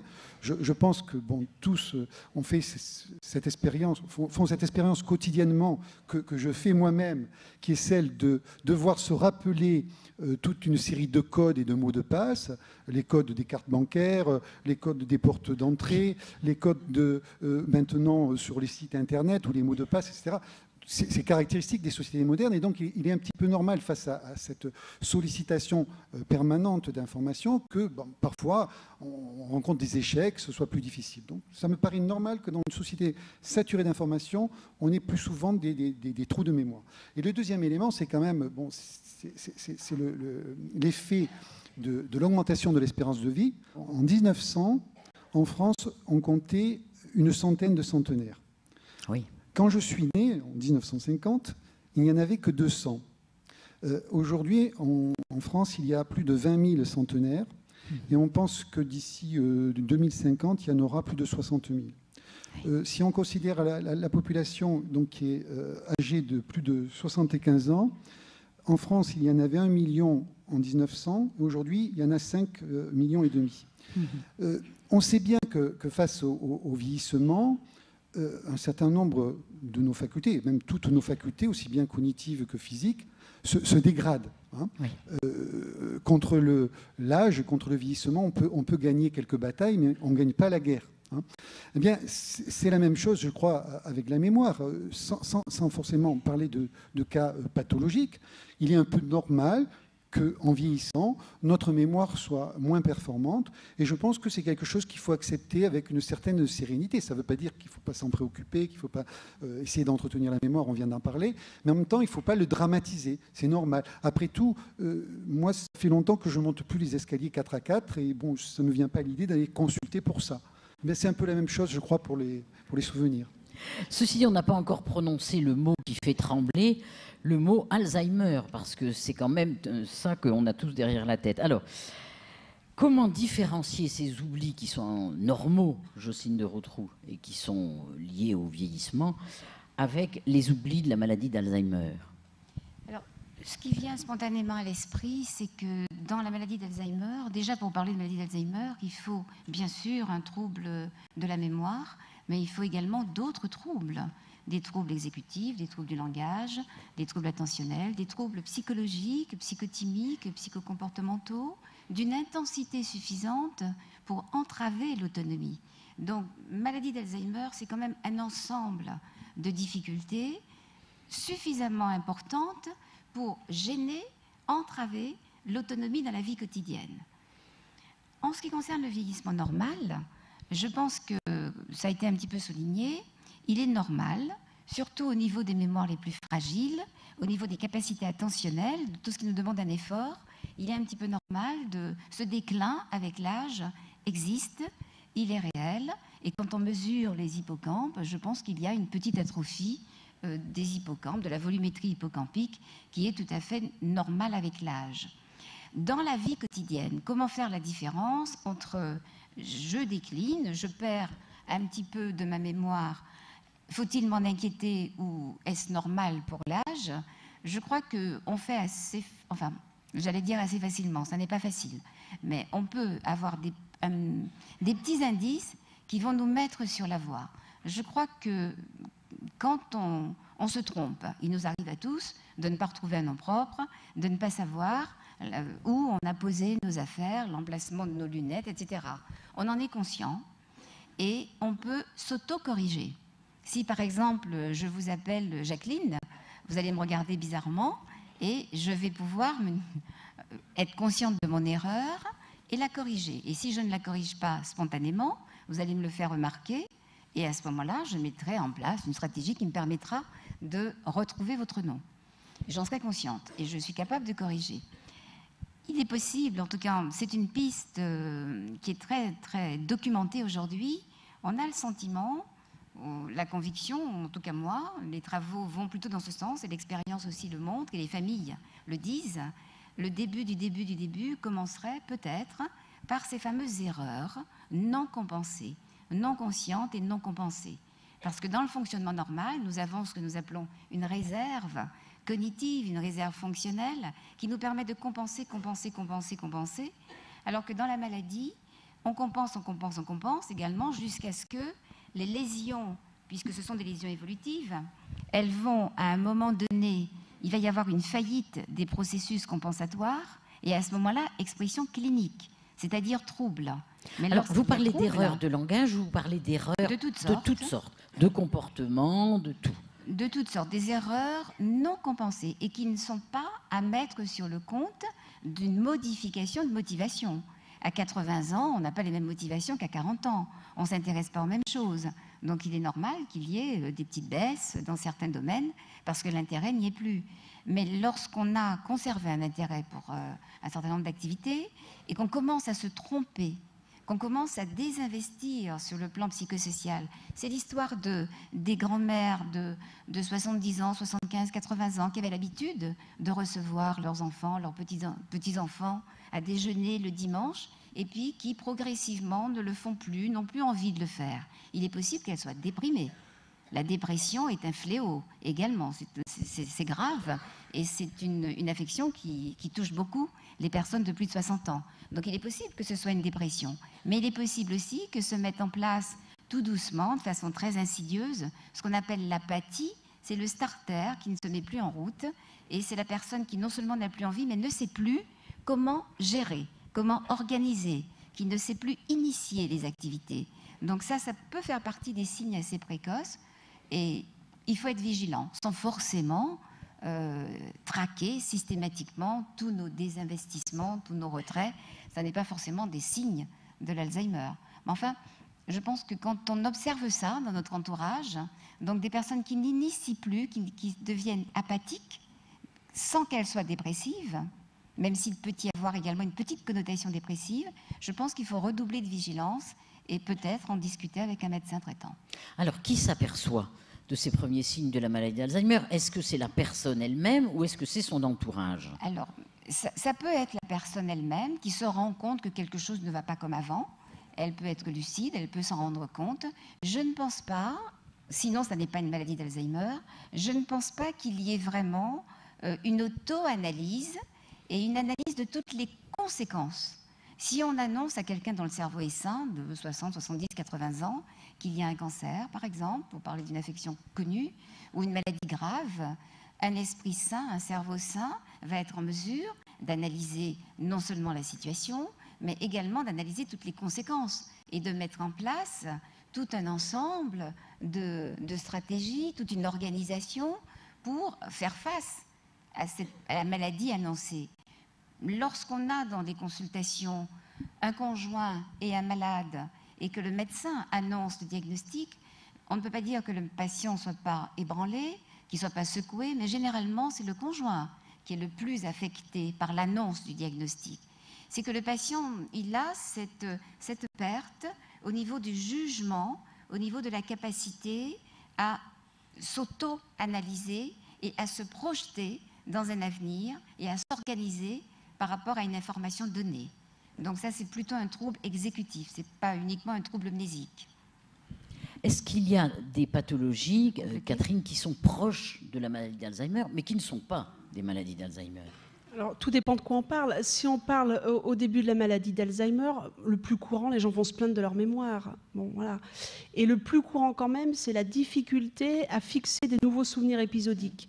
C'est par exemple un voyage, on se rappelle qu'on l'a fait, et puis un proche raconte, on a visité, je dis n'importe quoi, on a visité Notre-Dame, il y avait des gargouilles et compagnie, et on ne se revoit pas visiter Notre-Dame, même avec les indices. On regarde des photos, on dit « Ah ben je suis sur les photos, donc j'y étais sûrement », on ne se revoit pas. C'est ça les premiers troubles, c'est la mémoire épisodique. Alors, il y a des tas d'autres situations où on peut perdre la mémoire, rarement celle-là, mais elle peut quand même être entamée. La prise de certains médicaments, la dépression, certaines maladies médicales sous-estimées, comme par exemple les apnées du sommeil. C'est une maladie fréquente où on respire mal pendant son sommeil, on oxygène mal son cerveau, on consolide mal les souvenirs et on peut éventuellement avoir un trouble de la mémoire épisodique. L'asthme qui entraîne une insuffisance respiratoire chronique grave, l'insuffisance cardiaque grave. On était un petit peu angineux, on avait une angine de poitrine, on ne s'est pas rendu compte qu'on avait tout ça. Donc je dirais plein de choses. Donc on trouve que sa mémoire marche moins bien, qu'on est un peu apathique, qu'on fonctionne avec moins d'entrain, qu'on a moins envie de faire. Je crois qu'il faut toujours en parler à un médecin. Il y a 9 chances sur 10 qu'on trouve la cause et que ça ne soit pas une maladie d'Alzheimer. Et il y a peut-être 10% de cas où ça sera ça et où on pourra traiter les personnes tôt. Je ne suis pas tout à fait d'accord avec Jocelyne quant à l'annonce du diagnostic. Beaucoup de patients vont tout à fait entendre leur diagnostic. Ils vont peut-être moins paniquer parce qu'ils vont être accompagnés d'un proche, qu'on appelle maintenant la personne de confiance, et ils vont faire confiance en se disant mon épouse, elle va savoir m'aider, donc ils paniquent pas trop. À l'inverse, l'épouse, elle va paniquer et pour apprendre la maladie et pour dire mais comment je vais pouvoir l'aider. Voilà. Donc c'est difficile de répondre le premier signe, parce que le premier signe, voilà, mais toute chose bizarre, il faut en parler, parce que c'est dommage de passer 18 mois, 2 ans, 3 ans de sa vie à ruminer, je vais faire un Alzheimer, c'est affreux, c'est épouvantable, soit alors qu'on fait autre chose, soit parce qu'effectivement on le fait, qu'on peut être aidé, soutenu, qu'on peut élaborer des stratégies pour se battre. Puis il y a tous les bourreaux du cerveau, les bourreaux du cœur, l'hypertension non corrigée, ça tu peux en parler, toutes les affections métaboliques, les hypothyroïdies non détecté, non corrigé, le diabète mal équilibré. Il y a tout un ensemble, il y a d'autres. Il y a pas mal de maladies qui pourraient être repérées, identifiées, diagnostiquées et corrigées et qui permettraient de réduire les troubles attentionnels, les troubles exécutifs, les troubles amnésiques. Donc il faut faire attention à l'hypercholestérolémie, à l'hypertension, alors on va pas au diabète. affoler. Non, c'est pour mesdames et messieurs qui n'ont pas entendu. Donc ça, il faut faire très attention. Surtout si toutes ces affections ne sont pas traitées.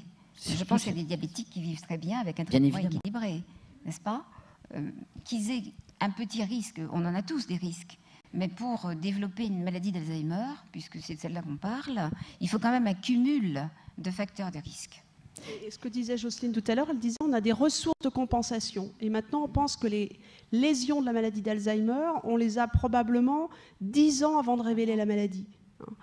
Et les grandes voies de recherche, c'est la prévention. C'est-à-dire comment faire pour le moment, révéler la maladie, mais le plus tard possible. On fait avec ce qu'on peut. Et actuellement, on dit, mais ça va vous paraître un peu simpliste, bien vivre, bien manger, soigner son hypertension, pas être obèse, faire un petit peu d'exercice physique, ne pas fumer, ne pas boire trop, ne pas être stressé, ne pas être diabétique ou être équilibré, etc. Voilà.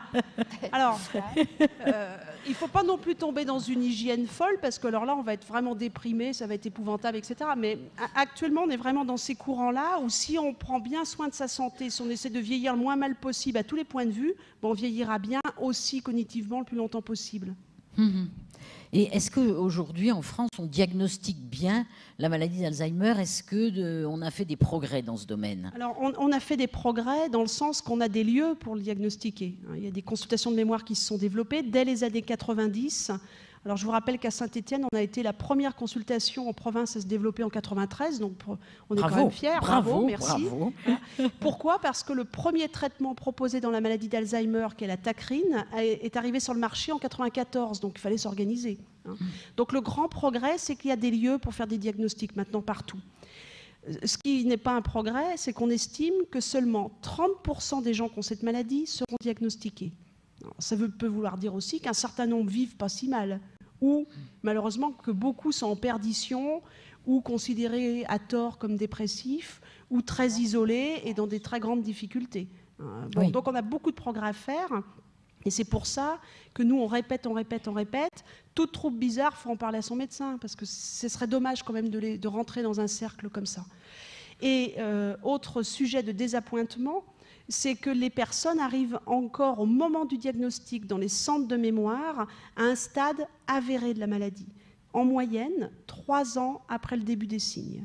Donc on reste pas très bon, on les voit au bout d'un certain nombre de mois, d'années d'installation de symptômes. Expliquez-nous comment se déroule une consultation dans un centre de mémoire.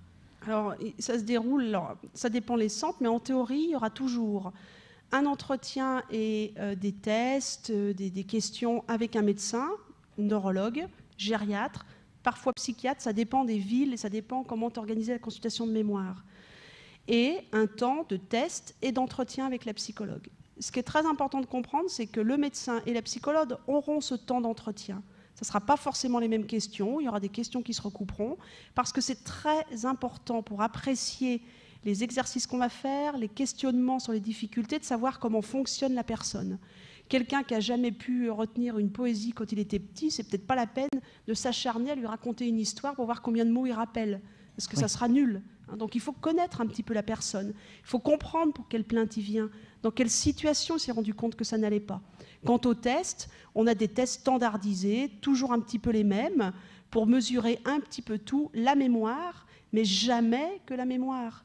On analyse toujours un petit peu de langage, un petit peu de gestes, un petit peu de reconnaissance, un petit peu de raisonnement, un petit peu de fonction exécutive. C'est pour ça que c'est long.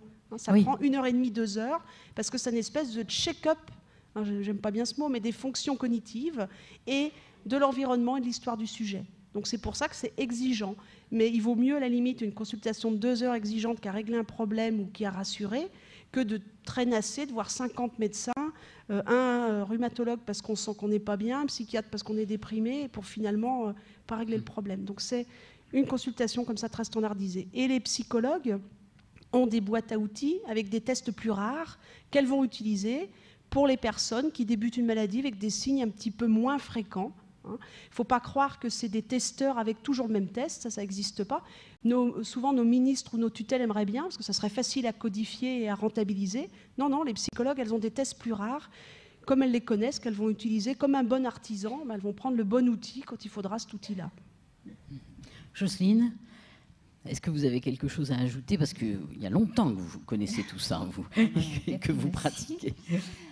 Sur ce que vient de dire Catherine, Catherine, non, sur je cette pense que consultation. Catherine a été assez claire. Je pense que tu as quasiment tout dit. Ne pas négliger l'évaluation de l'anxiété et de la dépression, parce qu'on a encore quelques difficultés avec des personnes, surtout lorsqu'elles sont de très haut niveau socio-éducatif, lorsqu'elles peuvent encore masquer les difficultés, elles peuvent encore compenser. C'est très important d'essayer de faire la part entre ce qui peut être mis sur le compte d'une maladie de type Alzheimer ou ce qui relèverait d'un état dépressif. C'est aussi très difficile avec les bas niveaux socio-éducatifs pour ne pas confondre un non-acquis avec un trouble. Donc les consultations mémoire répondent bien aujourd'hui. Je pense que de gros efforts ont été faits, même si le chemin reste encore très long, il y a encore beaucoup à faire. Mais je pense que la compétence aujourd'hui est là. Les équipes médicales, lorsqu'elles sont formées, sont en mesure aujourd'hui de porter le diagnostic de maladie d'Alzheimer à un stade même assez précoce. Nous essayons de mettre le curseur un peu en amont, au niveau des troubles cognitifs légers, pour ne pas confondre, là encore, le vieillissement normal, parce qu'on l'entend encore trop souvent, de perdre la mémoire. C'est normal, c'est l'âge. Ça n'est pas du tout normal de perdre la mémoire, même à 90 ans, même s'il y a des déplacements d'intérêt. Donc on essaie aujourd'hui, en tout cas ça fait partie de nos centres d'intérêt, essayer de repérer le plus précocement possible, donc encore un petit peu en amont, sans forcément faire ce qu'on appelle des faux positifs, c'est-à-dire voir la maladie là où elle n'est pas, ou des faux négatifs, ne pas la voir lorsqu'elle y est. Merci, merci mesdames, merci monsieur. Maintenant, la parole est à vous. C'est vous qui allez poser des questions aux intervenants qui savent tout ou presque sur la mémoire. Alors, je pense qu'il doit y avoir des micros dans la salle. Madame là-bas. Vous avez évoqué le rêve et la mémoire. Est-ce que vous pouvez nous en dire un peu plus, s'il vous plaît? On n'a pas entendu le début de votre question, madame. Vous avez évoqué tout à l'heure le rêve et la mémoire. Est-ce que vous pouvez nous en dire un peu plus, s'il vous plaît? Le rêve et la mémoire. Oui. C'est Jocelyne. dans la diapositive où il était question simplement de souligner que le sommeil paradoxal, donc Catherine elle le développera, joue un rôle important également dans la consolidation des souvenirs.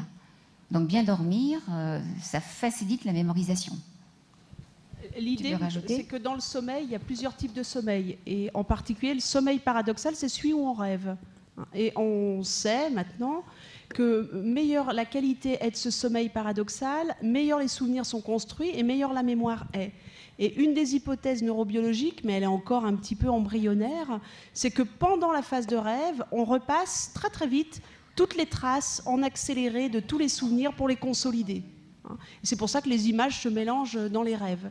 C'est une des explications pour expliquer un fait que tout le monde a constaté, c'est que les souvenirs les plus anciens sont les plus solides. On se rappelle la couleur de la robe qu'on avait le jour du mariage de sa marraine alors qu'on avait 10 ans et on ne se souvient pas comment on était habillé dimanche. Peut-être parce qu'on a rêvé depuis l'âge de 10 ans, toutes les nuits, au milieu de toutes les robes, de la robe rouge.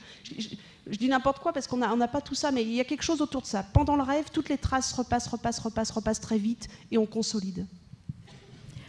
Oui, non, juste une précision. Et d'ailleurs, à ce propos, le conseil que l'on peut donner aux étudiants lorsqu'ils préparent des examens, évidemment, c'est de ne pas passer une nuit blanche sur leurs notes, c'est de bien dormir, parce que le fait de dormir va favoriser la consolidation dont on vient de parler. Et ce qui a été montré aussi, c'est de ne pas travailler la veille d'un grand examen. D'avoir une journée de détente, d'abord ça fait du bien, on se lave la tête, on ne fait pas de nouvelles traces, on laisse bien ses ancrages, on fait une grosse nuit de sommeil là-dessus et on est major de son amphi sans aucun problème. Ça a été montré, démontré de très nombreuses fois. À répéter dans toutes les familles. Une deuxième question. Oui, excusez-moi, j'ai juste une question. Quelle est la différence entre la sénilité et la maladie d'Alzheimer? Parce que souvent on a tendance à faire un peu l'amalgame entre les deux. La différence entre la sénilité. La sénilité, je dirais que c'est un mot un petit peu connoté maintenant, qu'on n'emploie plus du tout. Clairement, la sénescence. La sénescence, c'est le fait de vieillir. C'est le vieillissement, c'est un petit peu synonyme, on pourrait dire. Donc il y a la même différence entre sénescence, vieillissement. On dit plus normal, ça n'existe plus, mais on dit réussi. Ou les Canadiens ont un nouveau mot, c'est sorti, je ne sais pas si tu l'as vu, usuel. Le vieillissement usuel ou réussi, la sénescence réussie et usuelle, et puis une maladie qui n'est pas un vieillissement usuel, qui est un phénomène pathologique qui bouleverse ce vieillissement. Alors, on a longtemps utilisé des termes comme ça, comme cache-misère, pour ne pas dire il a une maladie d'Alzheimer. Il est sénile, c'est la sénescence, il a de l'athérosclérose, on vous disait un peu n'importe quoi. Heureusement, les pratiques ont changé et l'éthique aussi a changé. Voilà ce qu'on peut dire. Alors, on utilise un tout petit peu le terme pour distinguer certaines maladies, en particulier la maladie d'Alzheimer, avant 65 ans et après 65 ans. Et on l'utilise encore en disant ce monsieur a une maladie d'Alzheimer pré-sénile, parce qu'il a moins de 65 ans, ou sénile, parce qu'il a plus de 65 ans. C'est les mêmes lésions, mais il y a des petites variations, on ne va pas rentrer dans les détails, mais il n'est plus utilisé du tout autrement. Il n'est plus utilisé. Nous devons avoir une question de la salle à côté. Comment ça se passe? Est-ce que nous voyons les auditeurs de la salle d'à côté? Donc là, on ne voit rien. Donc, on va prendre... Que pensez-vous des ateliers mémoire? Que pensez-vous des ateliers mémoire? Les ateliers mémoire. Alors, Jocelyne de Rotrou, c'est tout là-dessus. Les ateliers mémoire, c'est un terme que nous n'utilisons pas tellement. C'est un terme vulgarisé, qui désigne ce que tout le monde sait, des rencontres au cours desquelles les psychologues, là je vais parler des ateliers mémoire, monitorés par des professionnels, que sont des neuropsychologues ou des psychologues formés à cette pratique-là.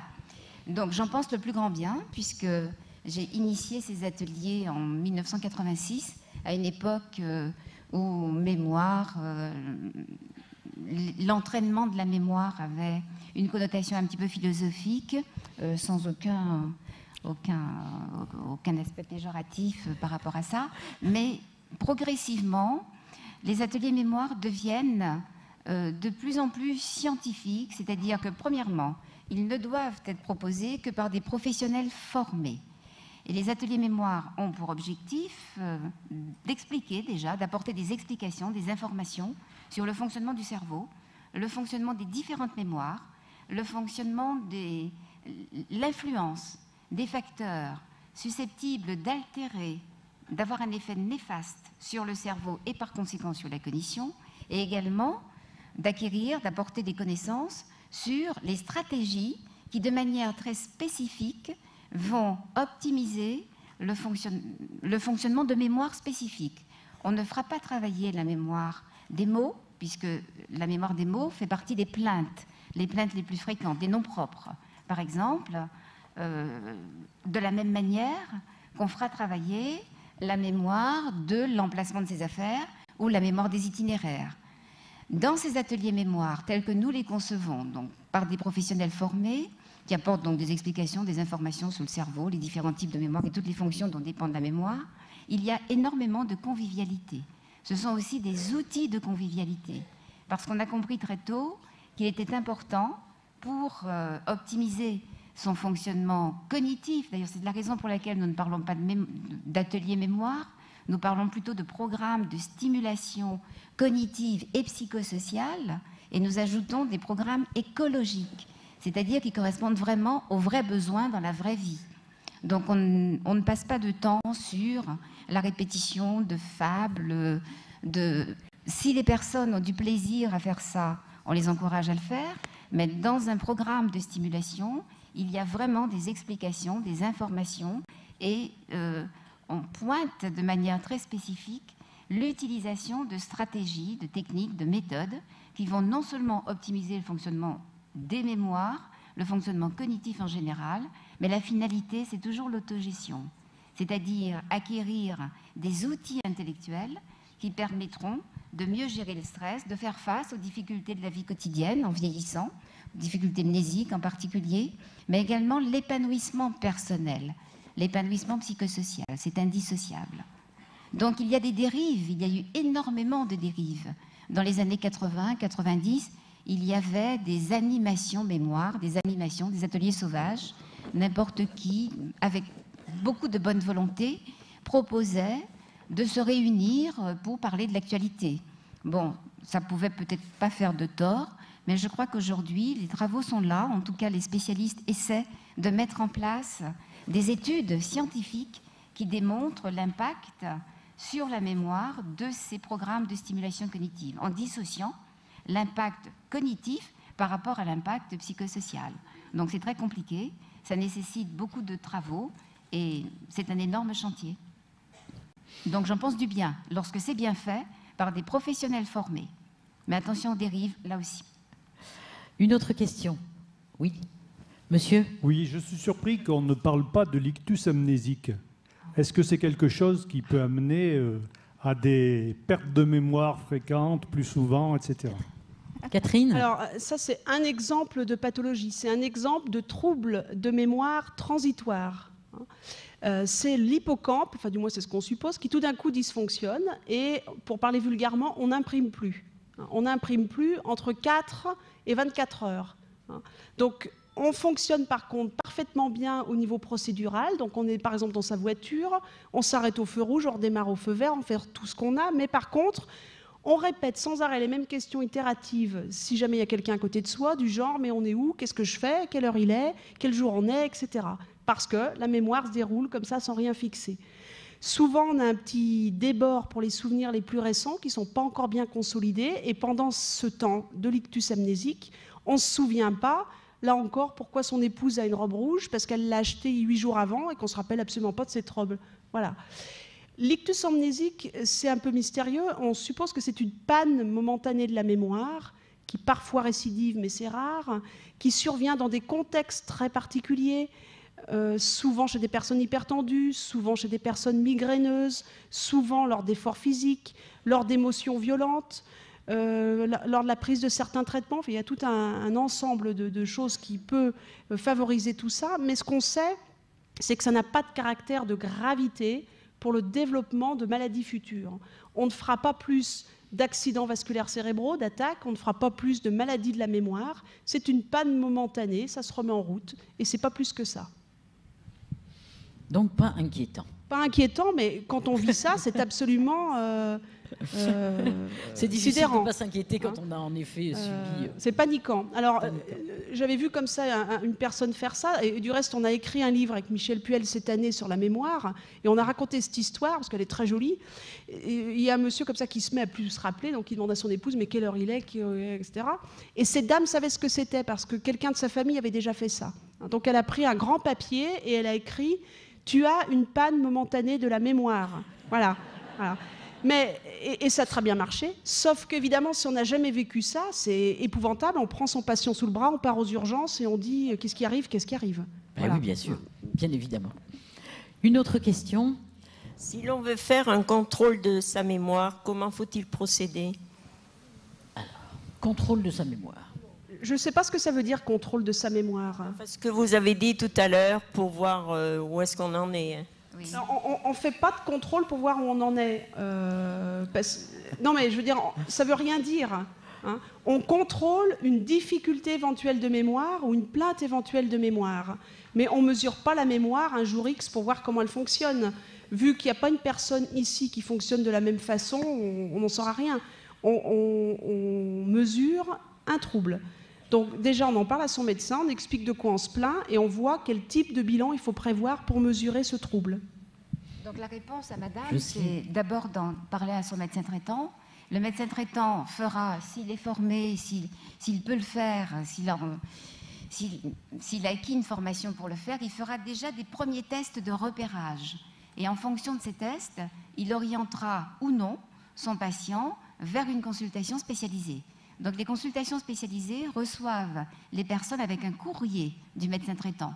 Donc opération numéro 1, on en parle à son médecin traitant. Et quelquefois les choses s'arrêtent là, souvent. Autrement, si les choses ne s'arrêtent pas là, ça se poursuit dans une consultation spécialisée qui va évaluer la mémoire et toutes les autres fonctions, tout ce dont a parlé Catherine, pour aboutir à un diagnostic. Et une fois le diagnostic posé, on aura une prise en charge de ce qui a été objectivé par le diagnostic. Soit le fonctionnement est normal, compatible avec un vieillissement normal, et à ce moment-là, la personne ayant une plainte, la procédure est d'orienter vers un programme de stimulation cognitive monitoré par des professionnels, psychologues formés. Et si il y a une pathologie de type Alzheimer, là aussi, il va y avoir un traitement médicamenteux renforcé. Et ça, c'est une grande victoire. Hein. On est content de le dire parce qu'on ne s'est pas garé pour ça. Il va y avoir une prise en charge non médicamenteuse, conjointement à la prise en charge médicamenteuse. Donc nous avons des programmes de stimulation, d'éducation, de rééducation. Il y a plusieurs techniques destinées à ces patients qui souffrent de maladie d'Alzheimer. Il y a également des programmes d'aide aux aidants. Donc c'est un énorme chantier et on est content de voir que les choses avancent un petit peu. Alors une question de la salle voisine.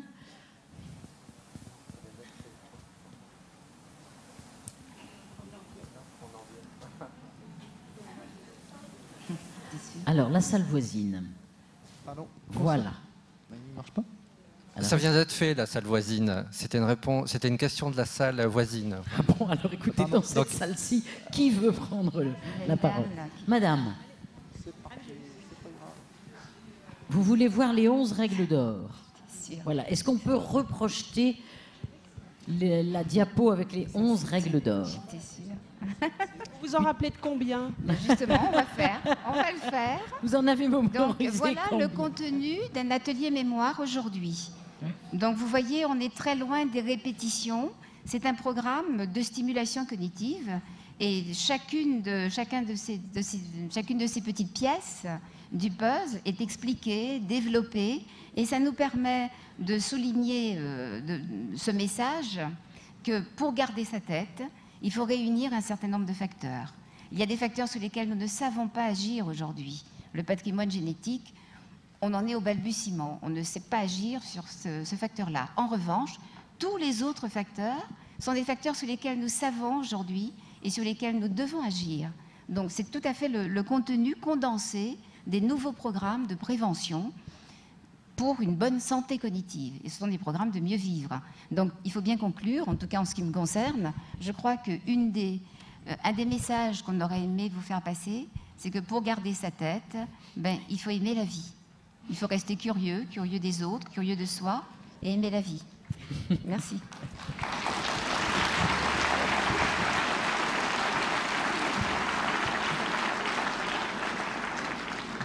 Est-ce qu'il y a encore d'autres questions ? Monsieur ?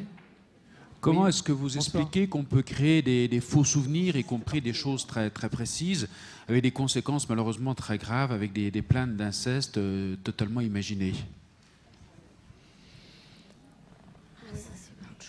Alors ça, c'est quelque chose d'extrêmement complexe. On ne peut pas répondre franchement en une seconde à cette chose-là. Simplement, il faut comprendre que la trace d'un souvenir, elle va nécessiter, pour faire émerger le souvenir, un certain nombre de nœuds neuronaux. Et il suffit qu'on ait des images très proches, y compris dans des domaines traumatiques, dans des domaines sexuels, pour faire réémerger des souvenirs. Il ne faut pas perdre de vue, pour tout ce qui est du développement des souvenirs d'ordre sexuel, des stades d'évolution chez le tout petit enfant qui va emmagasiner un certain nombre d'images, un certain nombre d'interrogations sans rien comprendre à ce qu'il emmagasine, ce qui va favoriser des images un petit peu floues, des images parfois mal comprises, qui, quand il les récupérera adulte, prendront un sens qu'elles n'avaient pas du tout à l'époque. Par exemple, on pourra éventuellement se rappeler des caresses de quelqu'un sur la main, etc. Puis ça se mélangera avec d'autres images fantasmatiques qu'on aura. C'est quelque chose autour de ça. Par contre, il y a certains souvenirs pour lesquels on peut assez facilement vérifier qu'ils sont plausibles, pour ne pas dire certains. Et puis d'autres qui sautent à l'évidence que ce n'est pas tout à fait plausible. Il y a plein d'histoires connues, de grands cas comme ça, de sévices assez terribles racontés pendant l'enfance, où par exemple le tortionnaire était aux États-Unis à ce moment-là, l'autre bout du monde, il ne connaissait pas l'enfant, l'a connu que 5 ans auparavant. Et les gens sont absolument convaincus de tout ça. Voilà, donc c'est un peu complexe de répondre plus précisément. Mais en effet, c'est très complexe. Joël ? Oui, non, juste une précision sur les faux souvenirs qui ne sont pas nécessairement liés à des questions sexuelles. Il faut savoir, on l'a dit et redit, que nous sommes des êtres sociaux, hypersociaux, et donc à ce titre, nous sommes très influençables par les autres, et en particulier influençables par le biais du langage. Et il y a une expérience célèbre qui a été montée par une psychologue américaine qui s'appelle Elizabeth Loftus, qui consistait à montrer à des sujets un film où 2 voitures se percutaient. Et ensuite, elle commentait ce film auprès des sujets de 2 manières. Dans la première description, elle parlait d'un crash entre les 2 voitures, donc un terme connoté assez dramatiquement. Et dans le deuxième cas, elle disait simplement que les 2 véhicules s'étaient heurtés. Et le fait d'utiliser le mot crash, enfin je ne sais plus si c'est le mot crash, mais peu importe, c'était un mot un peu dramatique, faisait que les sujets se rappelaient avoir vu des bris de verre dans le film alors qu'il n'y en avait pas. Donc c'est typiquement un faux souvenir qui a été induit par l'utilisation d'un terme particulier. Donc nous sommes des êtres très influençables et c'est la raison pour laquelle parfois on peut fabriquer des faux souvenirs. Des faux souvenirs, absolument. Une autre question ? Oui, bonsoir. Monsieur. Oui, concernant la nutrition, je voulais revenir à un sujet un peu plus léger. C'était concernant les 11 règles d'or.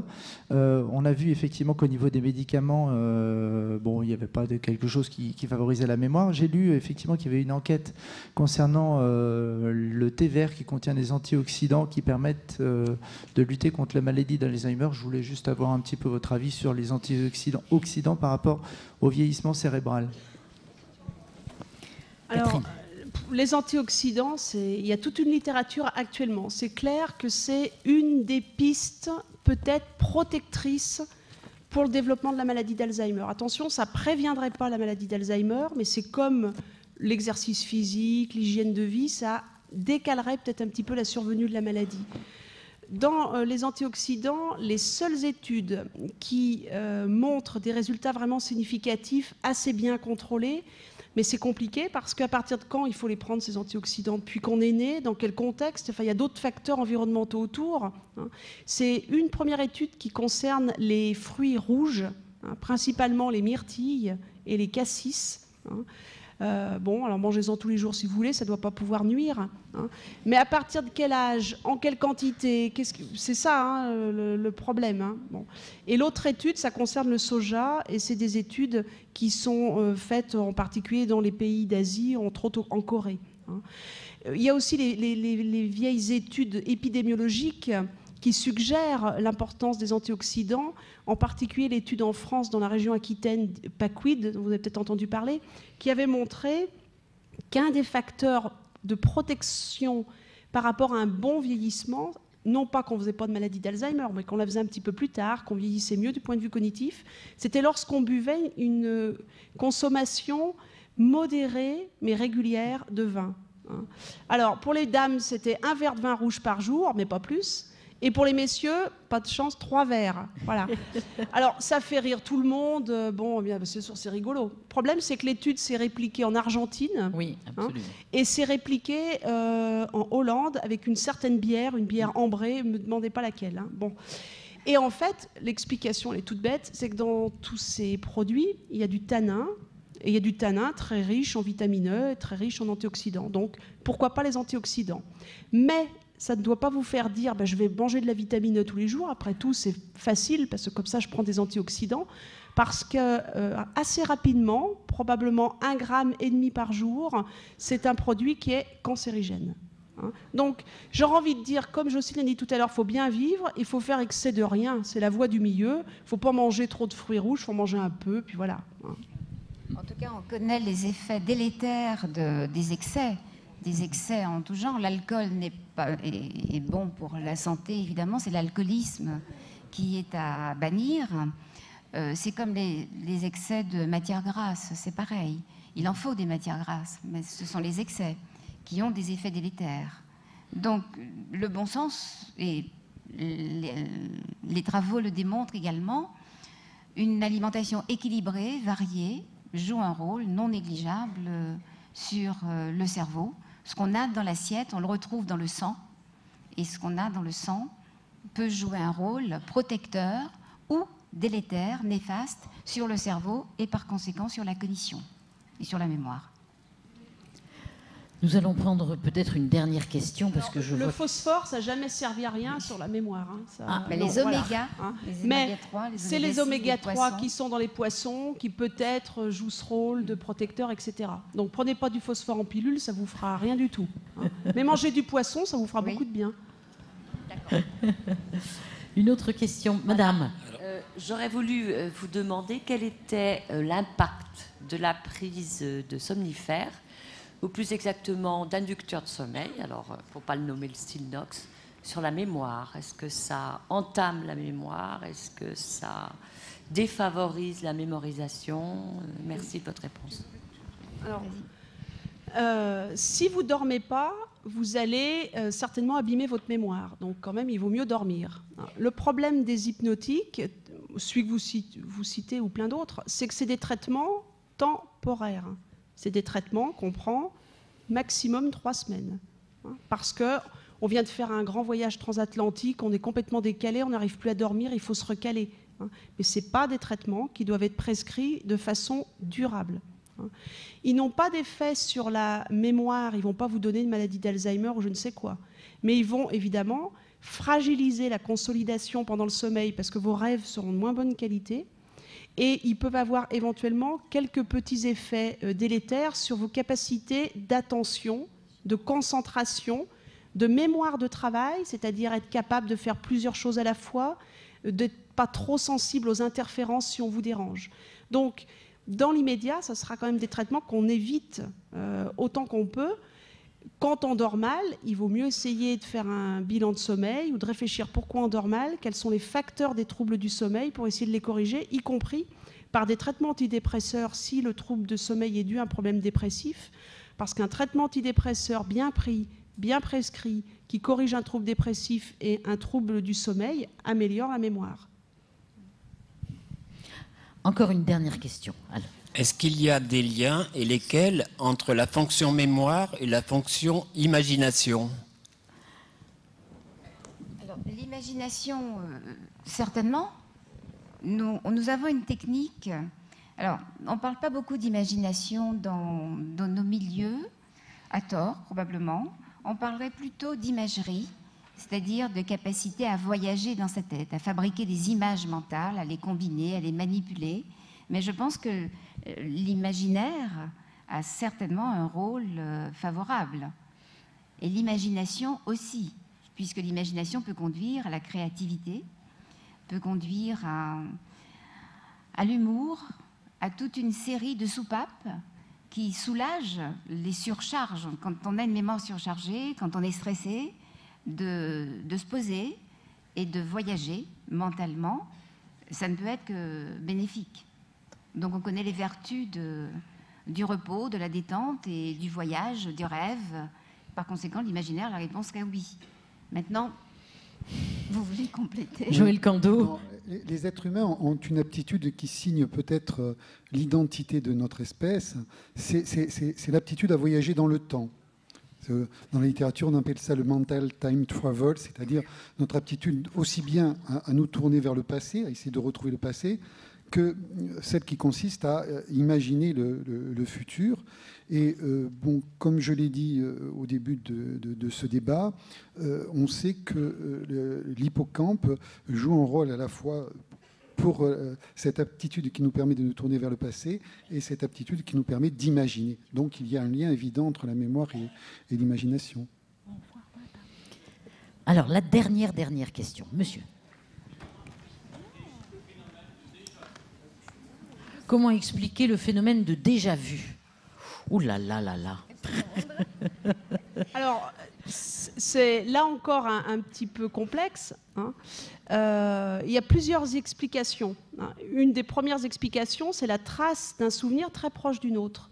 Hein. Vous allez avoir... vous voyez un paysage, hein, et il ressemble beaucoup à un autre. Et vous avez une espèce de télescopage des deux images, des deux souvenirs, qui vous font penser que c'est le même. Voyez, c'est souvent un problème comme ça de réminiscence et de traces qui sont très proches. Alors, c'est un phénomène banal, mais tout le monde ne le ressent pas. Il y a à peu près un tiers des personnes qui ressentent ce genre de choses. C'est souvent entre 20 et 40 ans qu'on a ce genre de phénomène, probablement parce qu'on a encore des connexions un petit peu fragiles, enfin, peu importe les raisons biologiques, mais c'est un phénomène tout à fait naturel, hein, par proximité des traces. Hein. Tout à fait, ça s'explique aussi, oui, par la circuiterie neuronale, puisque nous avons des milliards de neurones et des connexions entre les neurones, et quelquefois il peut y avoir des erreurs d'aiguillage, c'est-à-dire qu'un indice nous fait penser à quelque chose, qui nous fait penser à quelque chose, et ces indices, d'indice en indice, on peut reconstituer le vrai souvenir. Mais il peut y avoir également des erreurs d'aiguillage et nous amener à penser qu'on a déjà vu ce qu'on n'a jamais vu.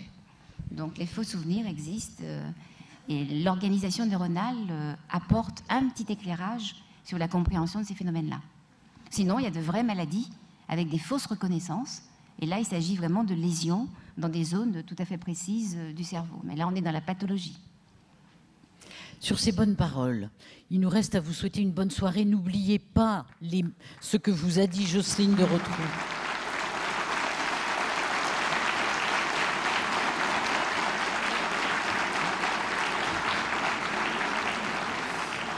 N'oubliez pas ce que vous a dit Jocelyne de Rotrou.